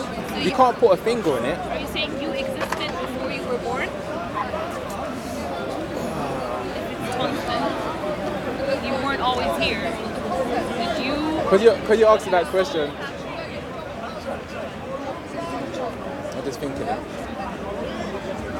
Basically, we're going quite deep here. We're going quite deep right now. Yeah. But if I answer that how I really want to answer it, then we're going to go really down a rabbit hole. If you really want to go there. I know. I mean, I'm just asking you. I know. But I'm just saying that's why. I think let's keep it a bit lighter. I don't think you need to understand time to live. Like, I don't even want to understand time. What are you essentially? What do you mean, what am I? Like Paul, meaning, you're Muslim, right? Yes. So you believe in a soul? Sure, yeah. Assume. Okay. So would you say the soul is more fundamental to your being than the body? So. Yes. Okay, right. That's what I mean by essential. It survives death. That's what I mean by essential. Yes. So what's essentially you? I don't know. I think it's not one thing. It's not either or. It's a combination of things. That's fine. That's what you think. What you are has to do with your race. That which recognizes a combination, I would suggest has to be one. Has to be one. That which recognizes there's How do two you things. define that one? That which recognizes there's two things. You said combination. Okay. That I say that because I can't put a finger on it. Yeah. But that which recognizes there's two things would have to be one. Okay. So I would say the same way you as a Muslim, I already know because I come here a lot, would say that God is the cause of all, or God is the first, or do you know what I mean? Okay. Yeah. But that's also my subjective. God is one, sorry. Oh no, that's fine. I know. My No, subjective. that's fine. But you say God is one, is what I'm saying. That is how I choose to believe and operate in this world. Yeah. But you say God is one, of course. Yeah. That's what I'm saying. But doesn't mean you have to. I know. It's fine. That's fine.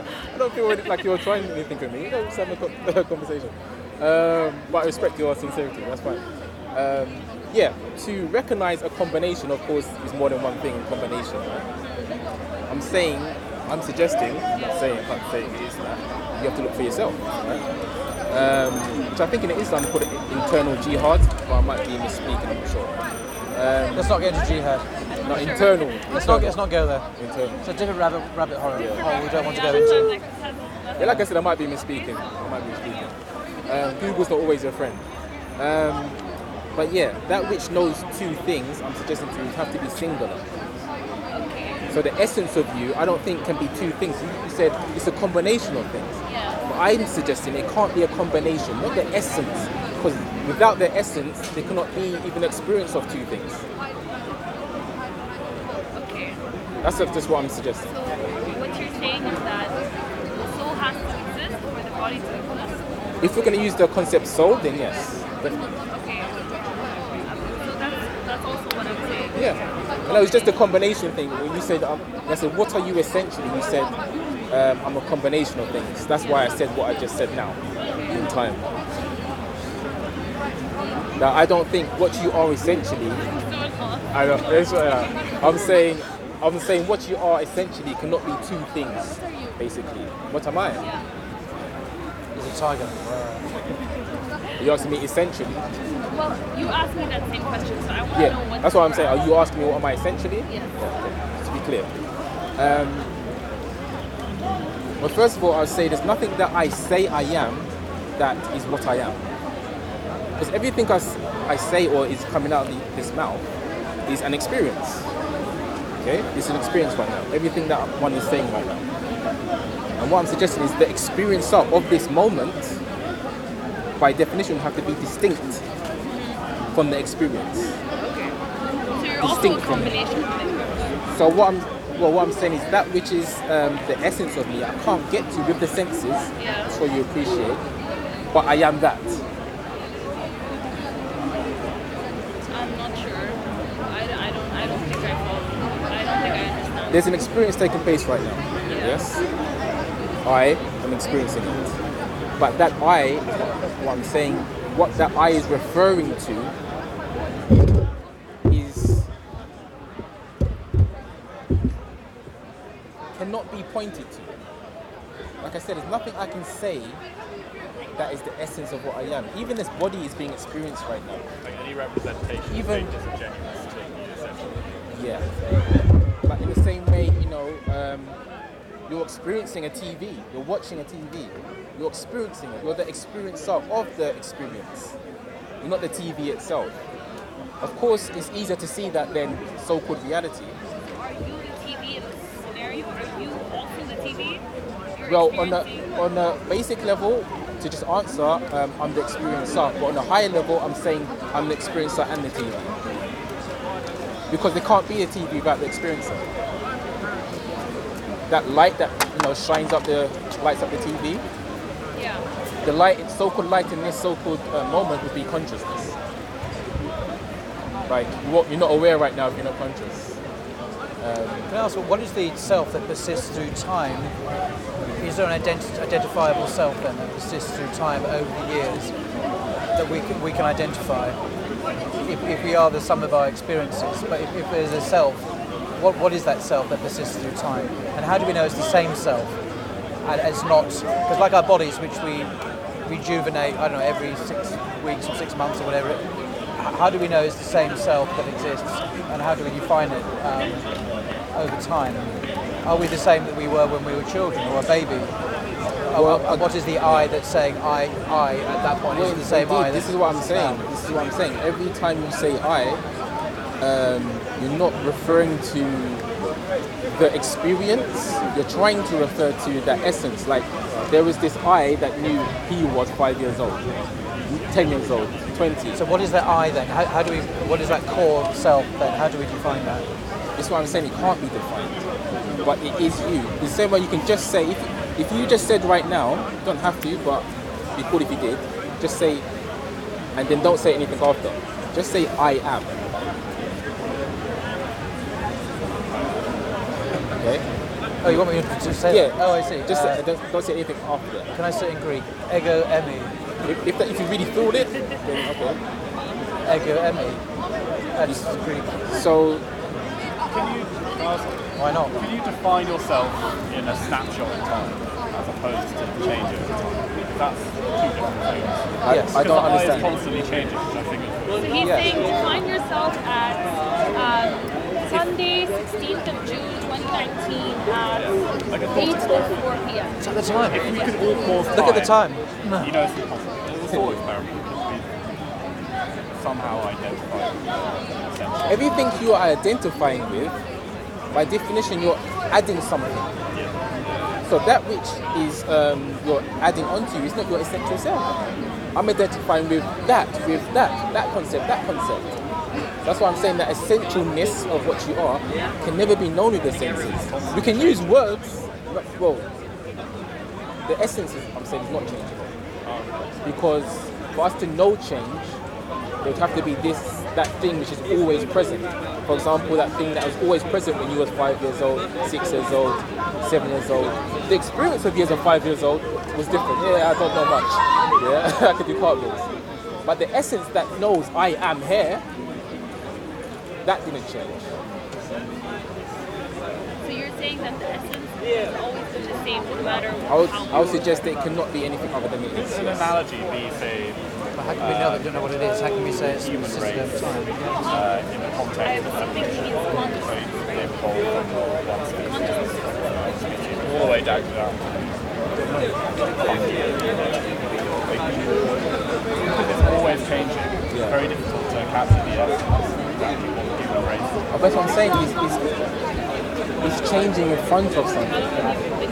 That silent Since 1832. I do quote like that because, as I just said to you, there's nothing we can say that will talk about it. Because everything right now, this is all an experience. And I'll suggest to you it has to be like that. That essence of you would have to not be inexperienced. Really? It have to be distinct for experience to be what it is. Back in the States. For example, again, to use the movie screen analogy as I did earlier, that projector that's projecting onto the screen changed much? can't be in the screen as well. It has to be distinct from the screen to project the movie or the experience. So the characters, all those actors on the film, they can't jump out the screen and touch the projector, the essence of the movie. You know what I'm saying? It's literally impossible. It's the same here. That essence of sloshing around. That also just is the same essence as me, by the way. It's just the currency say it's different. It have to be distinct from the moment.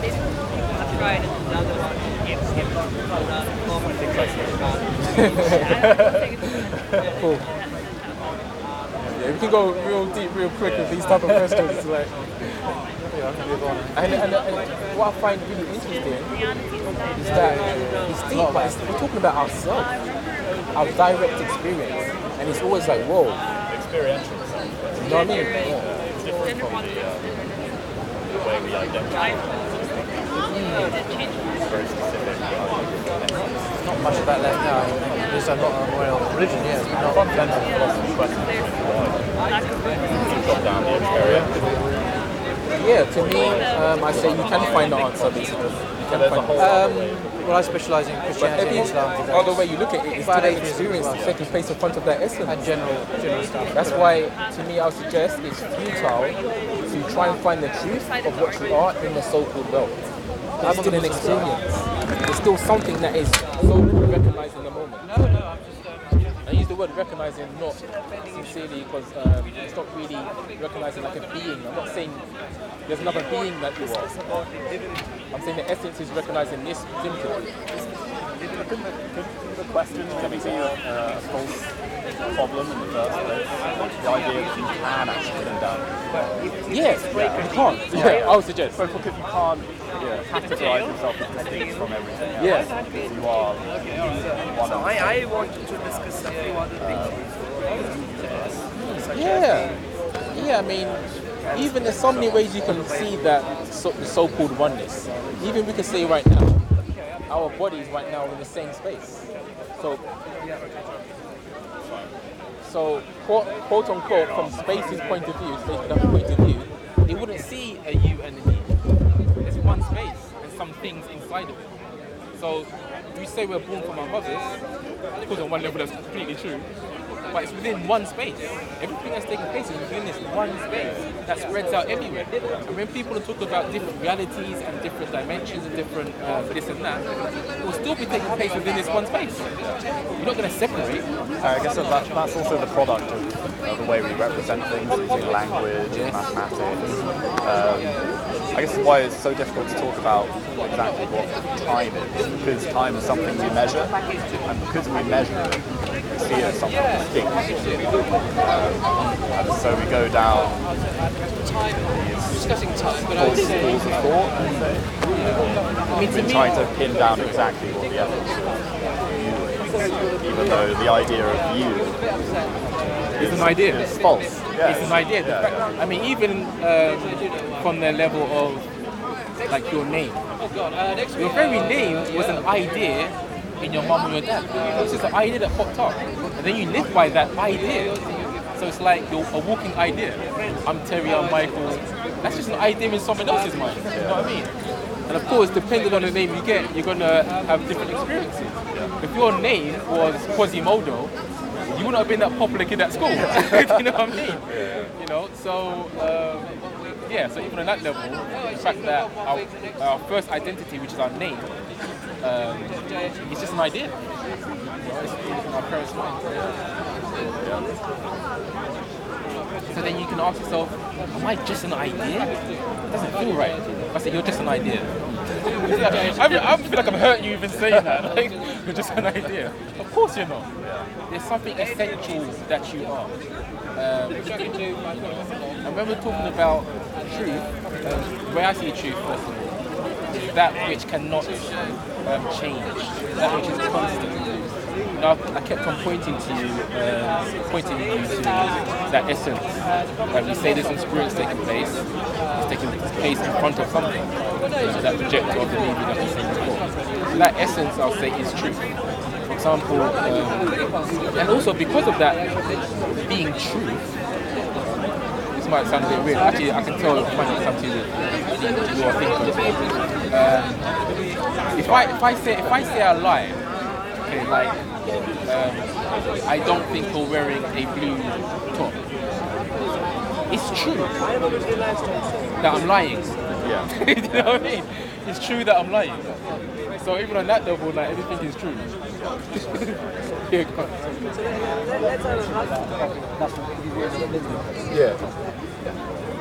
To you, for example, here, it may be light. To someone else, that might be green. Oh, no, someone else's experience. You colourblind? Indeed. No, someone might say, I'm colourblind, for example. Indeed. But somebody in a different society, that might not be green. 100%. So that's someone else's experience in a different part of the world. So, you know, when you yes. Just change it. But I would suggest that the essence doesn't change. Because for example, yeah, No, I wouldn't say that because all the experience is taking place in front of it. No, I don't say. Because as soon as you say respond, of course that's an action, responding. Yeah? The action again, that's an experience. So it's that even that action of responding, that's still a mental faculty. Okay, and the mind mentality is perceived again. Again, we're aware of the mind changing.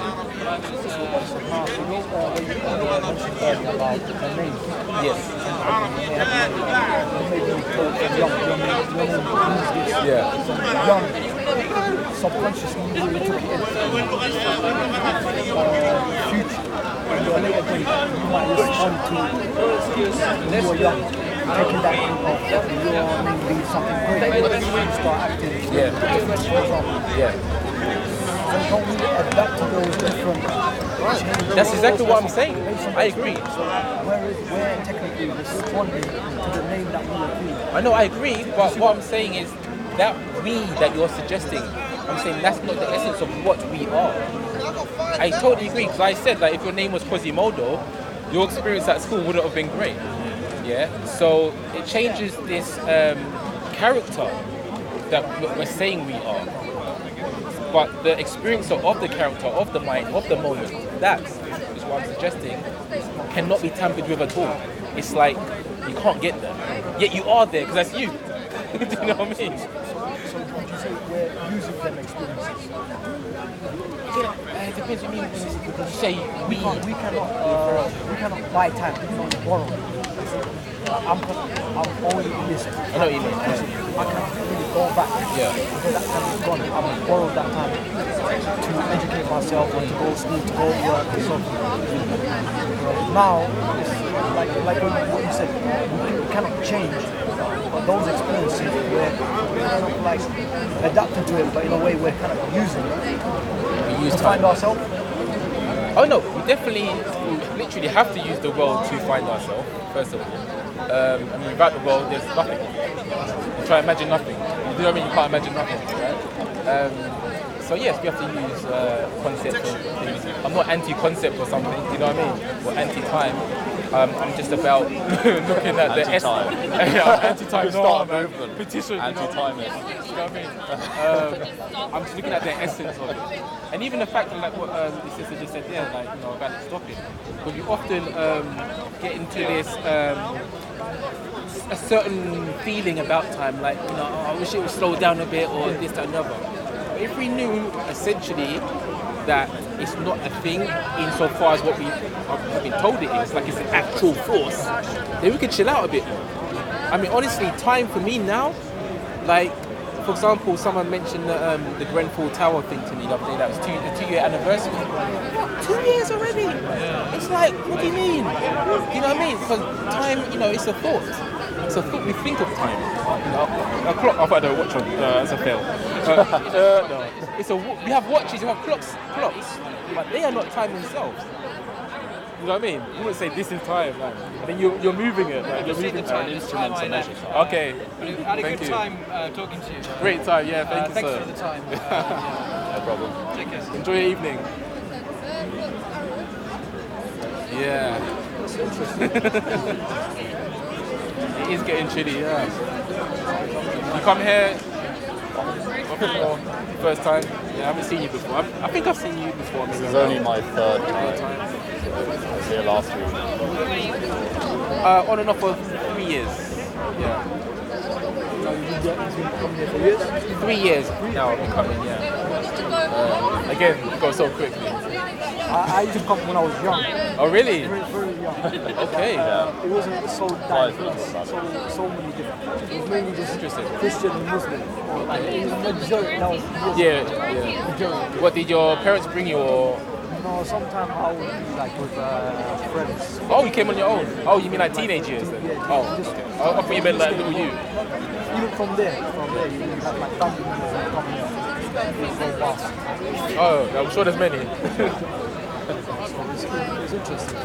Yeah, that's all I talk about here. By the way, I don't get into the whole what if for talking about your. I'm just talking about direct experience. Because so how does talking about the essence of you? How does that help you in your life, if at all? Way more peace, for one. Way more peace. So not getting too caught up in that sort of inner dialogue that you have. You know, the mind, like the anxiety or this, that, and the other. Because I see that, essentially speaking, it cannot affect me. Because that essence, first of all, it cannot get to you. It's not touching. Or another way to look at it is me. Like, really try and sit that for a second. The thought is not separate from what you are. Anxiety, pain, it's not separate from what you are. So if it's not separate from what you are, if it is you, how can it hurt you? Something only hurts you if it's separate. For example, blue sky here, grey sky there. Same sky. It's not as easy to see, but all of these arisings of sensation, perception, sensations, they're all arising from that same silent witness, or I like to say it's imperturbable, meaning it can't. It has how does this help you deal with the material world? Like, I'm sure you need to get a job, you need money, you need to survive. In that sense, you're looking for a girlfriend. Yeah. In no specific examples, does it help you come to terms with those real material issues? Give me an example. Maybe trying to find what you're good at / interested in when you're trying to find a job. Okay, put it this way. Thoughts are going to come no matter what, right? Thoughts are going to come, right? So it's more like now, I don't... overthinking is not a thing for me. Because I'm not as identified with the thought insofar as there's a thinker, like a separate doer that is grabbing these thoughts from somewhere and putting them in the mind. Because I don't think like that anymore. Thoughts come, thoughts leave. If there's a thought that this illusory self likes, then I go with it. It's not like it's not a stress thing anymore. If that makes sense. And ultimately, like I said, it's more peace with myself. I still have to eat. I still got to work. Doesn't change that. I don't go to like an interview and be like, "Yo, you're me." You know what I mean? Like, how's that going to be conducive to that? You're not seeking more than you already have. Oh no, brother. The experience that I had 2 years ago was so beyond words. The experience. Yeah, I haven't even told you that yet. Basically, a lot of what I'm saying is coming from experience. First, I was doing the cognitive understanding, self-inquiry is known as, really questioning what is the I, what is aware of these thoughts. Am I truly the one choosing these thoughts? If so, how can I not stop them? If I'm choosing a thought, how can I not stop them? You know what I mean? So then this so-called enlightenment or self-realization moment happened 2 years ago. So-called oneness. Yeah, where I knew for a fact I'm not this. This is an object to the essence of what I am. Object meaning I'm aware of it. like I kept on saying, that there's this essence that is a way of experience itself. Somehow, the forms, my immediate form as the body, kind of, what can I say? I kind of saw what it was more than identified with it as strongly. Okay? It's hard to really put into words. But basically, I had long story short, I had a big experience of so-called oneness, and I saw, honestly, a flash of my whole life, what I thought was my life, in a blink of an eye. I walked outside and I'm looking at everybody, just like how I see you guys right now, and I know you're not separate from me. It seems like it, yes. Many things seem to be, yeah? But the thing is, I wouldn't say what I'm saying is true. This is the truth. I'll never say that. What I would say is look for yourself. Look for yourself.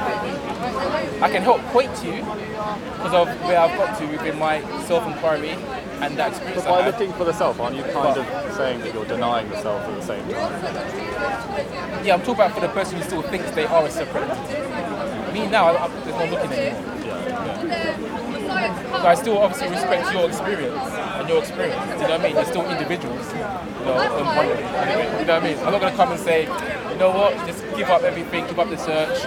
You're already the truth. It won't mean anything for you if you haven't done the experiential searching yourself. You know what I mean? So I'm still going to relate to people at the level that they're at. But ultimately, like I said, it's about looking for yourself. Hey, maybe I'm crazy, so you have to look for yourself. Do you know what I mean? So far, you've been agreeing with what I'm saying, but you know. Can I ask, for example, would it be like what you're good at, for example? Would it be, Thank you.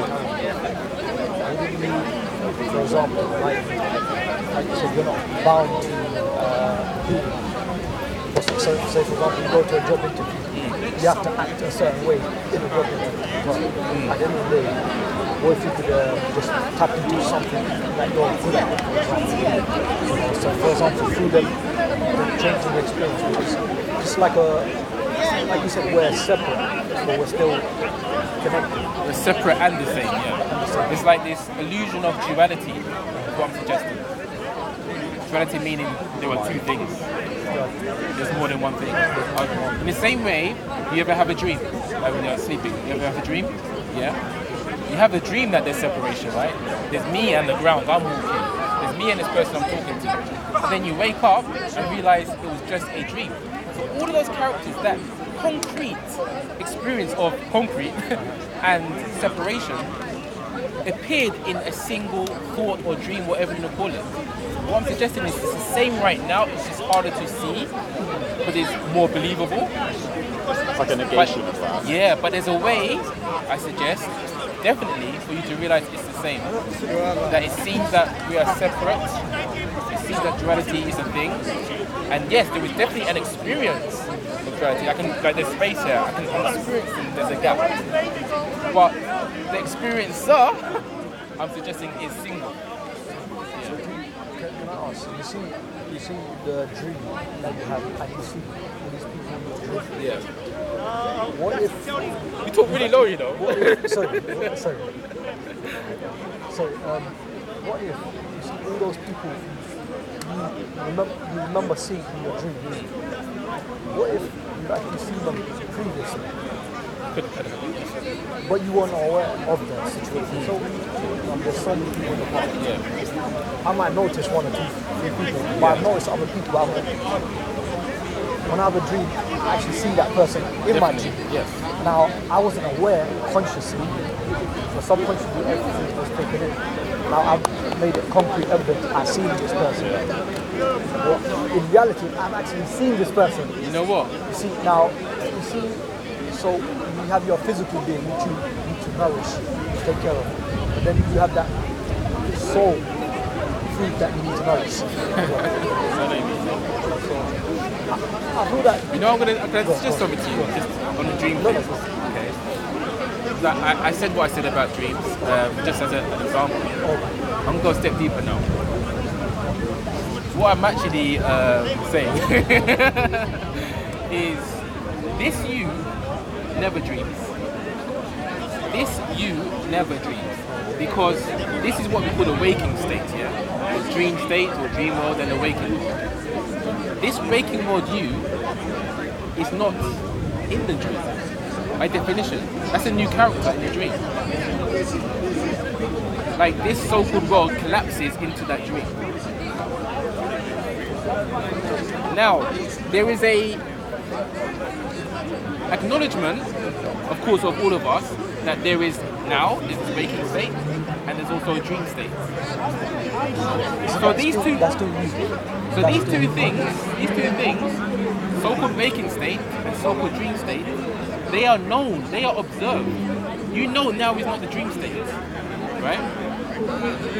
So there is something, again, more fundamental to you that doesn't sleep. It's just aware of changing experiences. And then in the waking state, from a waking state point of view, we call it a dream, that other experience. We call it a dream.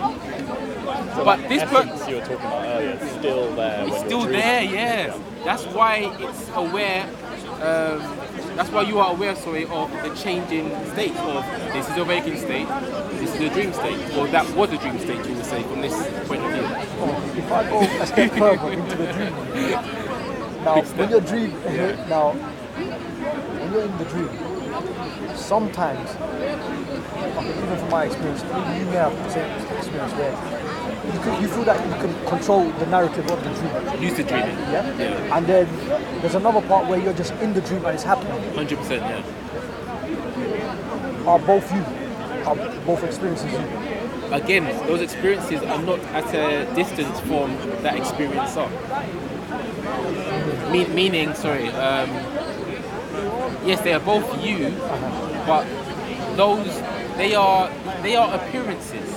Okay, so there's an appearance of a dream, like that one you can't control. Yeah, we'll have that. Like, you know, like when you're trying to run away and you can't run. Like, why can't I run?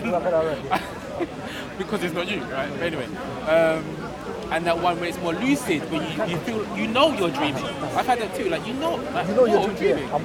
Yeah. It's still just an appearance. It's still just an experience.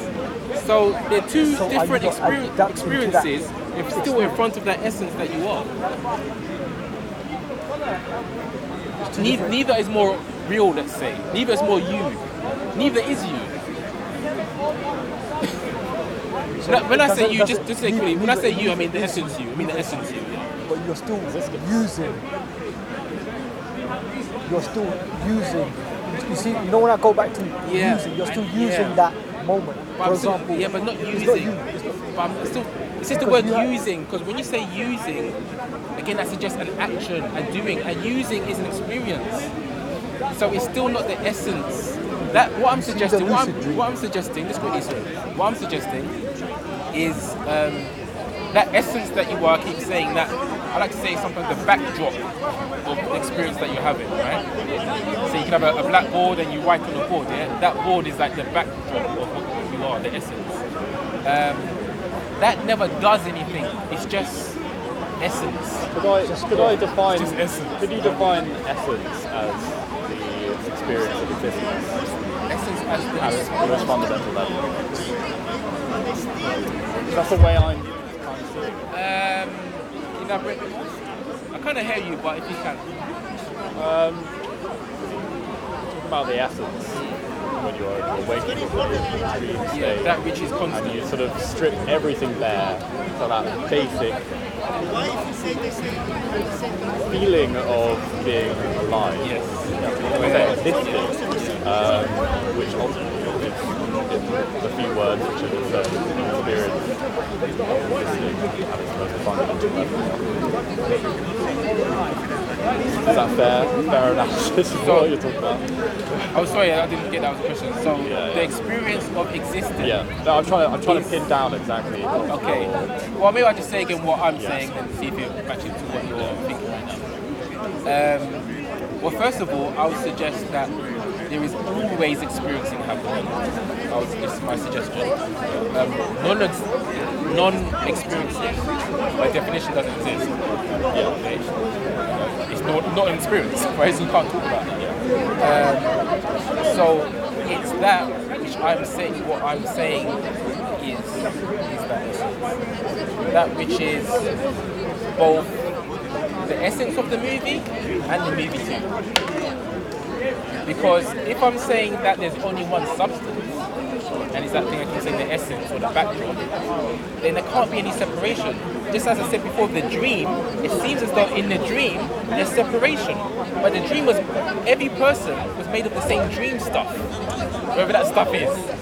Yeah, you can see a dragon, you can see a mouse and yourself in the dream, but it's all made of the same stuff, that same dream stuff. So in the same way, yet there's still an experience of the dream. So in the same way I'm saying now in the so-called waking state, it's all made from the same reality stuff, and the experiencer is singular. The stuff that we sense. Yeah, there's a word for that in philosophy, I can't remember what it's called. Ironically, I've never studied.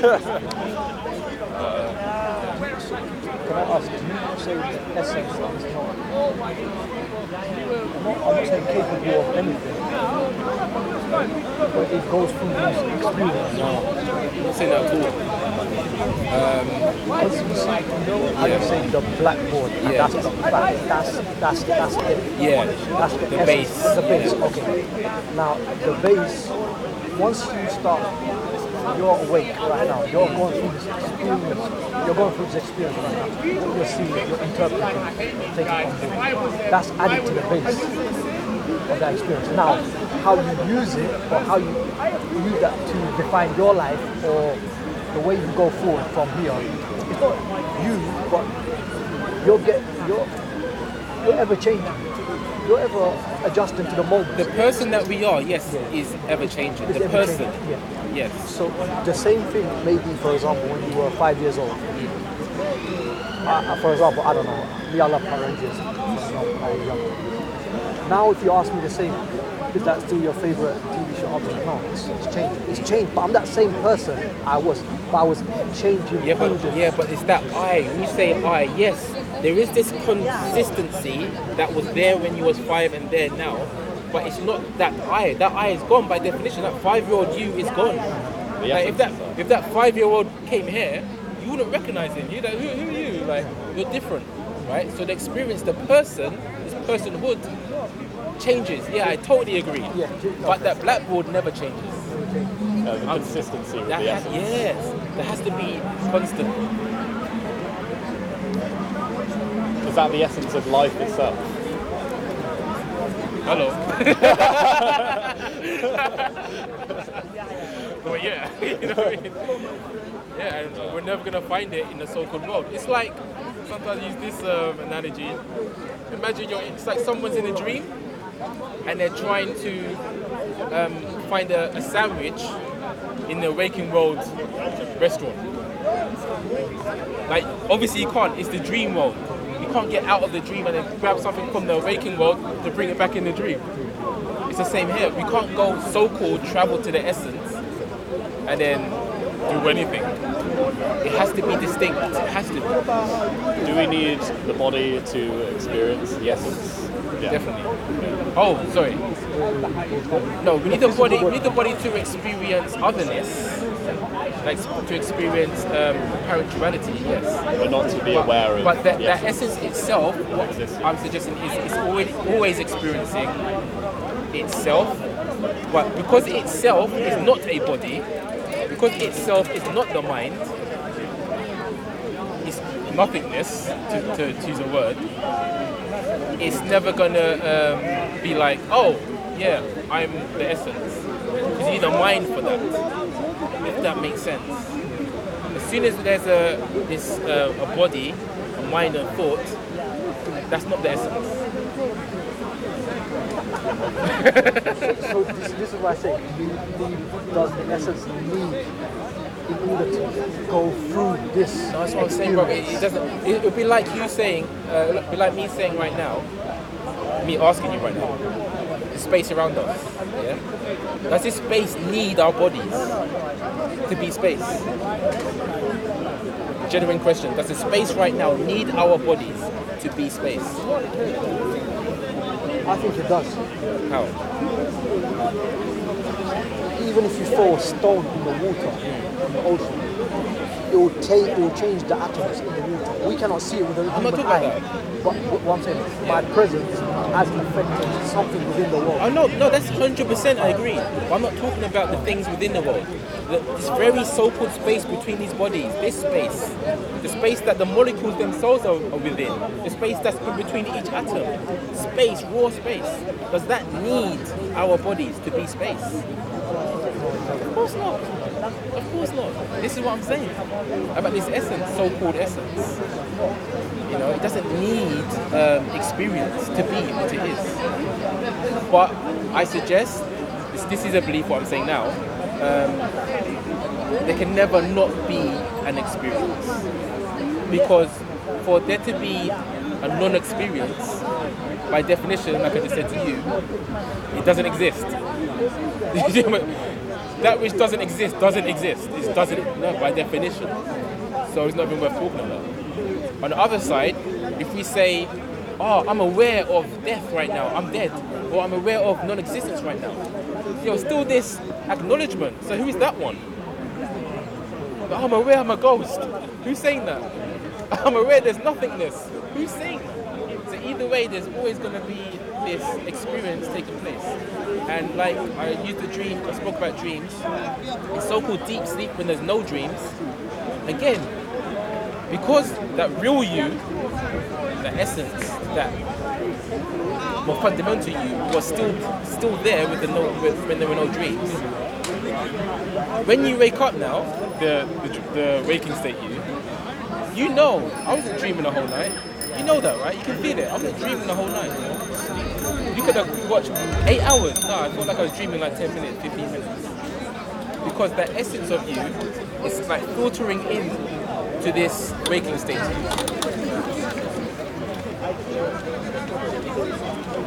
Because it's not disconnected from it. Woo! Jeez! So basically, in a nutshell, yeah, can't really wrap that up, can you? Yeah. Your waking state is one state. Your sleeping state is still another state that your waking state has not been learned to, but it's still. Yeah, it wasn't there. So you see, the base has something added on top of it to experience that non-waking state. Because the waking state cannot comprehend the non-waking state. Indeed. So the base. Only that can.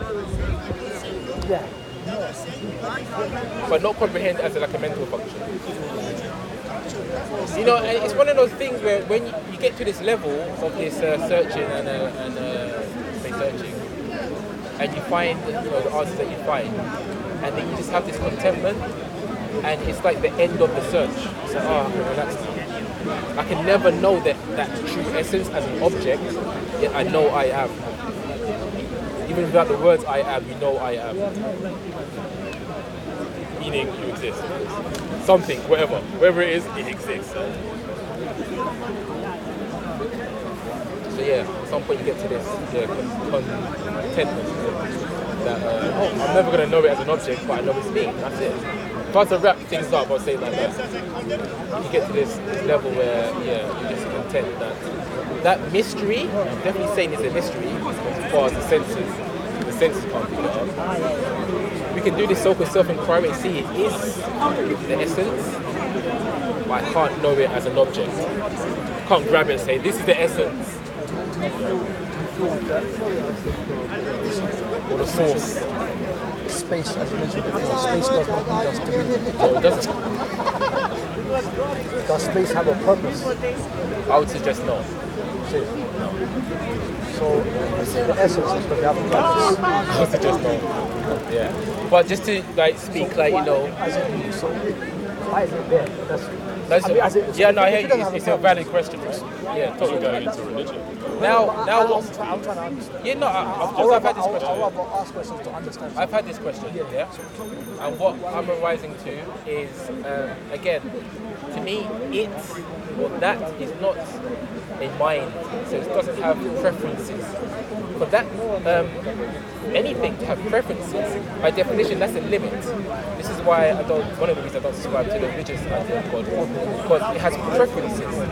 By definition, that's a limit. You can't just accept everything. No, preferences. What I'm saying is that base is allowing all to be.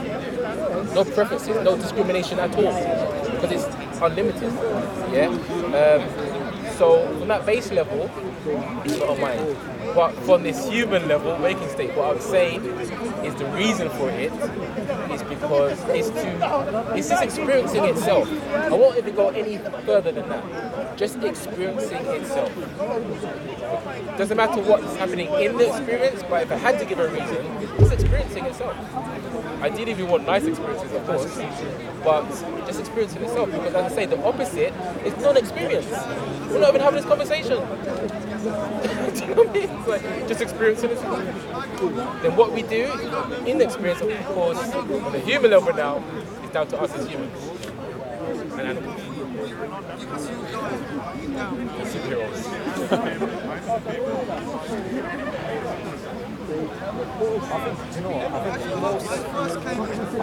What you're saying is interesting because I feel that we're always got like a blueprint no matter what we want. Human beings, we're limited to specific experiences based on our body. For example, when you're dreaming, you've got a different experience. When you're thinking, because you're in your alpha, beta, these different states. What I feel that is really like that. There's religions and there's politics and there's these different things. But we always strive to improve our life in reality. I mean, whether looking for a job, education, whatever the situation. Now in your physical being, on that base, on top of your physical experiences, are you not always trying to strive to better yourself in that physical body? Yes, as a physical person, yes, definitely. Like you said, we're limited when we're identifying as a body. So, as a blueprint, so isn't there already a blueprint on the base that there's always progression? Because we will not, because like you just said, we will not degrade ourselves. We will not go down. We're going to go down. We're going to go the correct way, try to progress our life. Now, doesn't it make more sense that that base has a blueprint where there's, because even if you go to hunter-gatherer, they are hunting for strength, to build. There's always a progression in life. You always try to strive. So those experiences, we try to stay away from a difficult experience. We try to stay away because it's the harm we find in remembering. Well, some of us do, yeah. It depends how we interpret it. Some people like to make things hard. Do you know what I mean? Got a hard way of everything. Yeah. So I don't know. But no, I heard you. But for me, I'll still say no. That it doesn't have a blueprint for the world, for the universe. Because again, first of all, I'm saying it can't be a mind that has preferences. Go this way, go that way. Because that would limit it, for one. And for two, remember I said earlier, it's an illusion actually that this moment is separate from it. I keep saying the essence like it's something other than this very moment. But this is the essence too. This is too that truth. So it just seems like you're not this essence of this source I'm talking about and you're not. Like I said, in the dream, brother, it seems like there's separation, but it's all the same thing. It's the same now. It seems like there's separation, but it's all the same thing. So on a human level, this is why we can't, for me, you can't conflate. Talk about the source of what we are and the so-called human understanding, because they're totally different things. Insofar as that doesn't have a will, not to say a personal will, that essence that is the essence of all. But on a human level, of course, we do. The experiences we do. The experiences we're probably going to eat later. Yeah, that's the experience. That's the dream. You can't compare this to that because that hasn't got a belly. Some people do. Has it got blood? Some people do. It's like the basis of several metaphysical arguments that you might find in certain religious thoughts, which have their own blueprints. So it's not surprising that you're suddenly asking, given this premise, where do we go from that? But you're saying that there have been no connection between a kind of blueprint for life and this metaphysical realization. Well, when I say what you say about connection, like first of all I said I'm saying it's an illusion that we are not that source right now. In essence. Yeah. But I wouldn't say that as blueprint. Again, it's like it's not a blueprint in itself, but it would be the basis for. That's a different thing. Because I mean, maybe someone who believes in Christianity might talk about the very essence of existence, but he might assert that it's actually God. And God desires us to act in certain ways. So far as if I'm suggesting that's the essence of that, is always at peace because there's no otherness to it, and then that peace can filter into us in this making state. I can say that's a blueprint. Yeah, you can use it. I'm happy to use it in that sense. You talked about contentedness as well. That's why I'm kind of trying to relate it to the material, real world, dealing with everyday problems. It's like I said to you, like if anything, I thought. Yeah, exactly. Which is a way of dealing with everyday problems. In a way, there is a kind of blueprint that might derive from this. You can see people discontent with themselves, they're striving to do all these different things, seeking money, success, power, and you could take the argument, which you could accuse them of perhaps not understanding the truth. Oh no, totally, yeah. The thing is, on this like physical realm, on it, definitely, understanding your true essence, I'll say, is actually the only thing that will bring you peace. Yeah, I'm sure that would help you. I'll definitely say that it's the only thing I'm suggesting that will give you that peace, that constant, that knowing that no matter what happens within your life, essentially, it's not harming the essence of what you are. I'm not saying you don't, experience pain and you can experience it. But there's always this somehow innate knowing that all is fine. That level, definitely. The only thing, what I was saying is, like, at the same time, because I was going to say to you, again, use the TV screen again. We're looking at a movie on the TV screen. Actually, it's just pixels, right? It's just pixels. So the pixels may be painting a picture of two people saying, I have a blueprint for life, but the pixels themselves, they're not separate from the screen. So the screen, in this sense, is representing the essence. You know what I mean? So when you take yourself to be a pixel, you can have purpose and etc. Progression. You can't experience progression if you're just oneness. Where can you go from there? It's kind of like the football team and the individual players and the team spirit that arises from it. It's not. I think that. That's the thing. There's so many analogies you can do. The TV one I use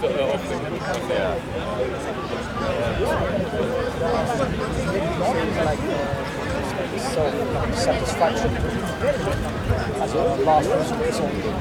So last resort meaning that whatever career path you go with life, whether you want to become a businessman or whether you just want to support nature for days, in the end, like a peace of mind or like self-satisfaction.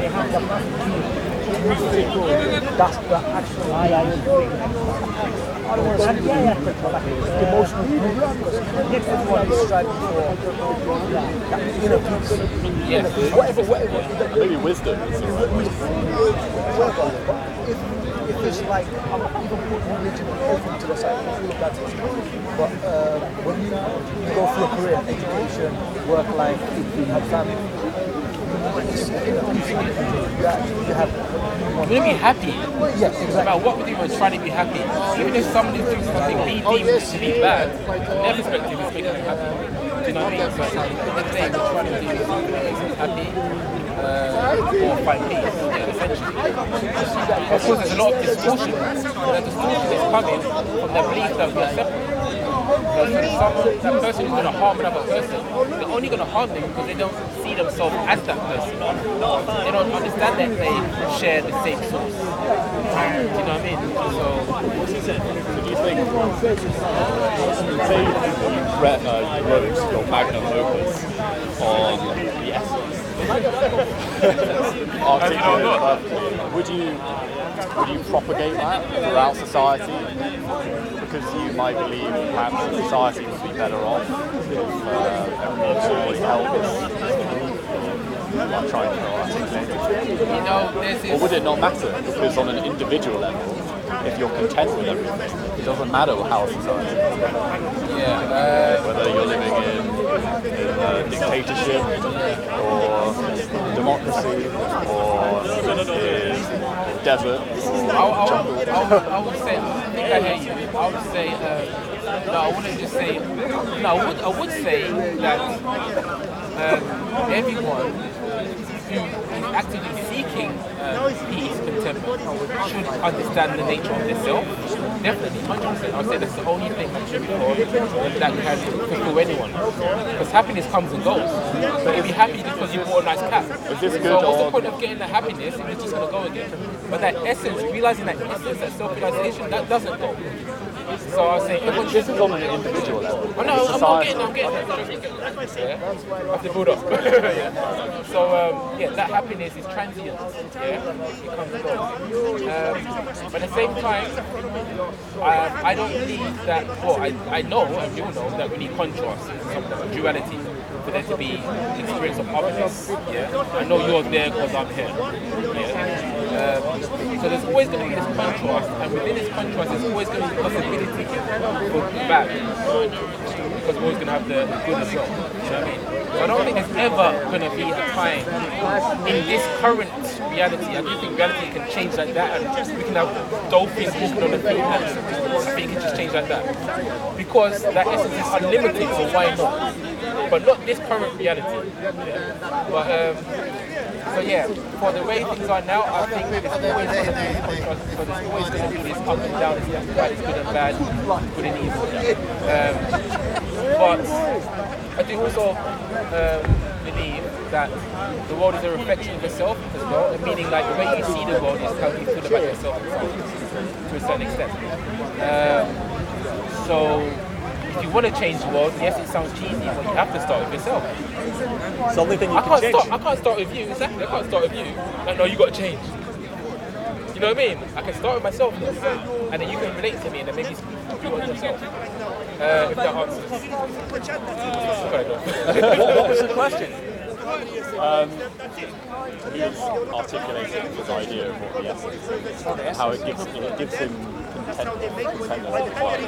We were really talking mostly on an individual level, and I was saying, okay, let's imagine he's written a magnum opus on the essence. Can't wait. Would he propagate that throughout society? That's a good get question. Everybody to and what was his answer? What was your answer? Basically, what I was just saying, that I couldn't just say, it's each to their own at the end of the day. It's each to their own. If you want to find peace, like I said, to me, the only way you're going to find that peace is to know what you are essentially, as far as you can with the senses, of course. There's only so far you can go. But the way to do that is to look at what you're not. What you're not meaning that which comes and goes. It can't be what you are. It came and it went. There's something that is still there. That's what I've been saying is the essence of this time. Okay? No matter what we say, call it, it's not what it is, but it's the essence. So yes, if someone wants to find that peace, then yes, self-realization over anything for me personally. I think it's the only thing that's going to be lasting. But at the same time, I'm not going to come with an iron sword and say, you have to know yourself. Self-realization. You have to know yourself, you know what I mean? Come on, that defeats everything. When essentially I know that you are me anyway. Then I'm going back into this idea of this separation. I've got a question for you. Because I was thinking about this earlier, about when you read philosophy and you read ideas of other people. I was thinking about the phrase, meant to be from Carl Jung, that says, be aware of unearned wisdom. Really interesting idea, because it's the idea that maybe somebody could get some idea from somebody else who's gone through the hard work of realizing that that's something. You know what I mean? When there's a difference between knowing something and understanding something or realizing it in many things, even physical applications, the concept of driving, then actual physically driving a car. Maybe I would say it's the same with spiritual realizations. 100%. Like, this is why I'm using this idea, not necessarily against, but putting it against religion and saying, this is telling me my spiritual ideas, but I haven't come to that. I haven't come to that realization from my work in the world. Because as you progress, your ideas evolve, your understandings evolve, they change, they grow. And that's where the value lies. The value isn't, take it, that's the wisdom of life. Oh, thanks. No, exactly, you haven't earned it. I think it's something you earn, and maybe that's our purpose here. I mean, I'm extrapolating, but maybe that's our purpose here, is to explore, to understand, to grow, to self-actualize. Yeah, just to basically kind of confirm that from my perspective, is a lot of what I've been saying, it's probably been an hour now, I wouldn't be surprised, I don't know, is I knew mentally. I was so-called studying myself, asking a question, blah, blah, blah, watching certain videos on YouTube, or reading books, whatever. So I knew a lot of this mentally, cognitively, that's what it is. Yeah. But it wasn't to that experience 2 years ago that I mentioned to you, I've probably mentioned to you before, that it's like, oh my gosh, it's visceral, I can't even tell you the words. Or I can't, I choke up. Do you know what I mean? That experience, now of course also came and went, so it's still just an experience, but it's like a peek into your true nature. Since then, I've been so clear with saying what I'm saying. I can go up on stage, which I do sometimes, and just talk about this. It's prepared. Oh yeah? It's experience, it's lived. Precisely. Yeah. No, for real. Interesting when you said that it left, but because I've had maybe not similar, but I've had out-of-body experience like we talked about before, with this deep sense of realization. It was like the interconnectedness of all things, to sum it up. When I remember that sensation, I get that sensation back. Not completely, but it goes right up your back, it goes through your arms and your hands, and you're like, fuck, what's that? What's going on there? Yeah, what I mean by left, as in, I'm obviously not having that exact same experience right now. But the truth, this is the thing, people talk about third eye. I used to be that guy. Oh, I'm trying to open my third eye, I want to see this and that. I've been for the new age, the shamanism, I've been for all of it. The religion, of course, I've been for all of it. No one can tell me I haven't. Kemet, all of it, right? But none of this can compare, and I've had experiences floating above my body, all of these things. Chimbra's a prophet. I've even had experience of walking above my head, right? It was so weird. Anyway, it's just an experience. Still, the essence of what I am cannot change, right? So no matter how amazing these mental, like even I was saying about ayahuasca, those type of experiences, no matter how awesome they are, the colors and everything, none of it compared to that day, or 3 days, of simply understanding my true nature. And this is what I would love, for anyone who wants to, to do that inner search. Everything is changed forever. There's nothing, like I've often said to people as well, just to kind of shock you or make a big point of what I'm trying to say. You could turn into a dragon right now, a real life dragon, and fly away. Yes, that would be amazing and everything, but it still wouldn't compare to the understanding of my simple, true nature. Like when that happened, I could use no other word than God and heaven. I could use no other word, it just came, and I've never said that word, I hate that word back in the day. Now I can say, yeah, God, all is God. I can say it, no resistance, it's fine. Because I'm not thinking of an external God, for one. You're thinking of external God? No, that's it, because I'm not. Okay, sorry. I was like, fuck, man, you've changed. No, you're just a theist. Come to Christianity. Shit. What about you guys? What's your perspective? You said. I haven't spoken to you guys before. What, on what he's talking about, right? Oh, anything. Well, I mean, so I suppose this one. Well, for the past hour or so, I've been trying to pin down exactly you pretty much just listened to me for, so you just kind of thrown them off now. Yeah. It sounds, what do you think? The closest idea that I think this resembles is Taoism. Okay, yeah. It's not too dissimilar. Yeah. Slash the same. Which I mean is a really interesting philosophy. But, and there's still about non-duality. It talks about very similar issues. When you try and explain what the Tao is, you've already lost it. Yes, exactly. I've got a question about this. I mean, I don't know enough about so-called Eastern belief systems. I don't really know what Taoism is. Although I have heard the conception often, the contention that life is suffering and this is a bad thing. And I'm Buddhism. right. Okay. Well, let's take that idea because I don't like that idea. I don't agree with it. But I mean, you know what I mean? Because like you were saying when I was just listening to you, you were talking about in this realm, you've got good things happening, evil things happening, and that is a necessity. Yeah. There needs to be these things happening because therefore you can, I mean, obviously I'm not speaking truth, I'm speaking my understanding. Therefore you can make judgments, you can choose actions because all actions are open. No action is prohibited. You can do it all. And that's the only way that you can make a true choice. If you couldn't commit some crime, then there wouldn't be a moral scale. You know what I mean? It wouldn't make sense to me. So maybe that's the realm that we're in. We've talked before about the idea of that a God, the limiting factor of a God is being limited. And maybe we're the manifestation of a concept of God in a realm that it can understand itself. Yeah, it's basically what I was saying earlier. Yeah. Words to that effect. Fuck, man. Oh, it's interesting stuff. Yeah, interesting stuff, man. Like I was saying earlier, it's interesting, yet we're talking about ourselves. That's what, you know what I mean? We're talking about our direct experience and it's like, whoa, it's so interesting. Yeah. But a lot of people overlook it. Like your very nature of experiencing is awesome. What is that? Precisely.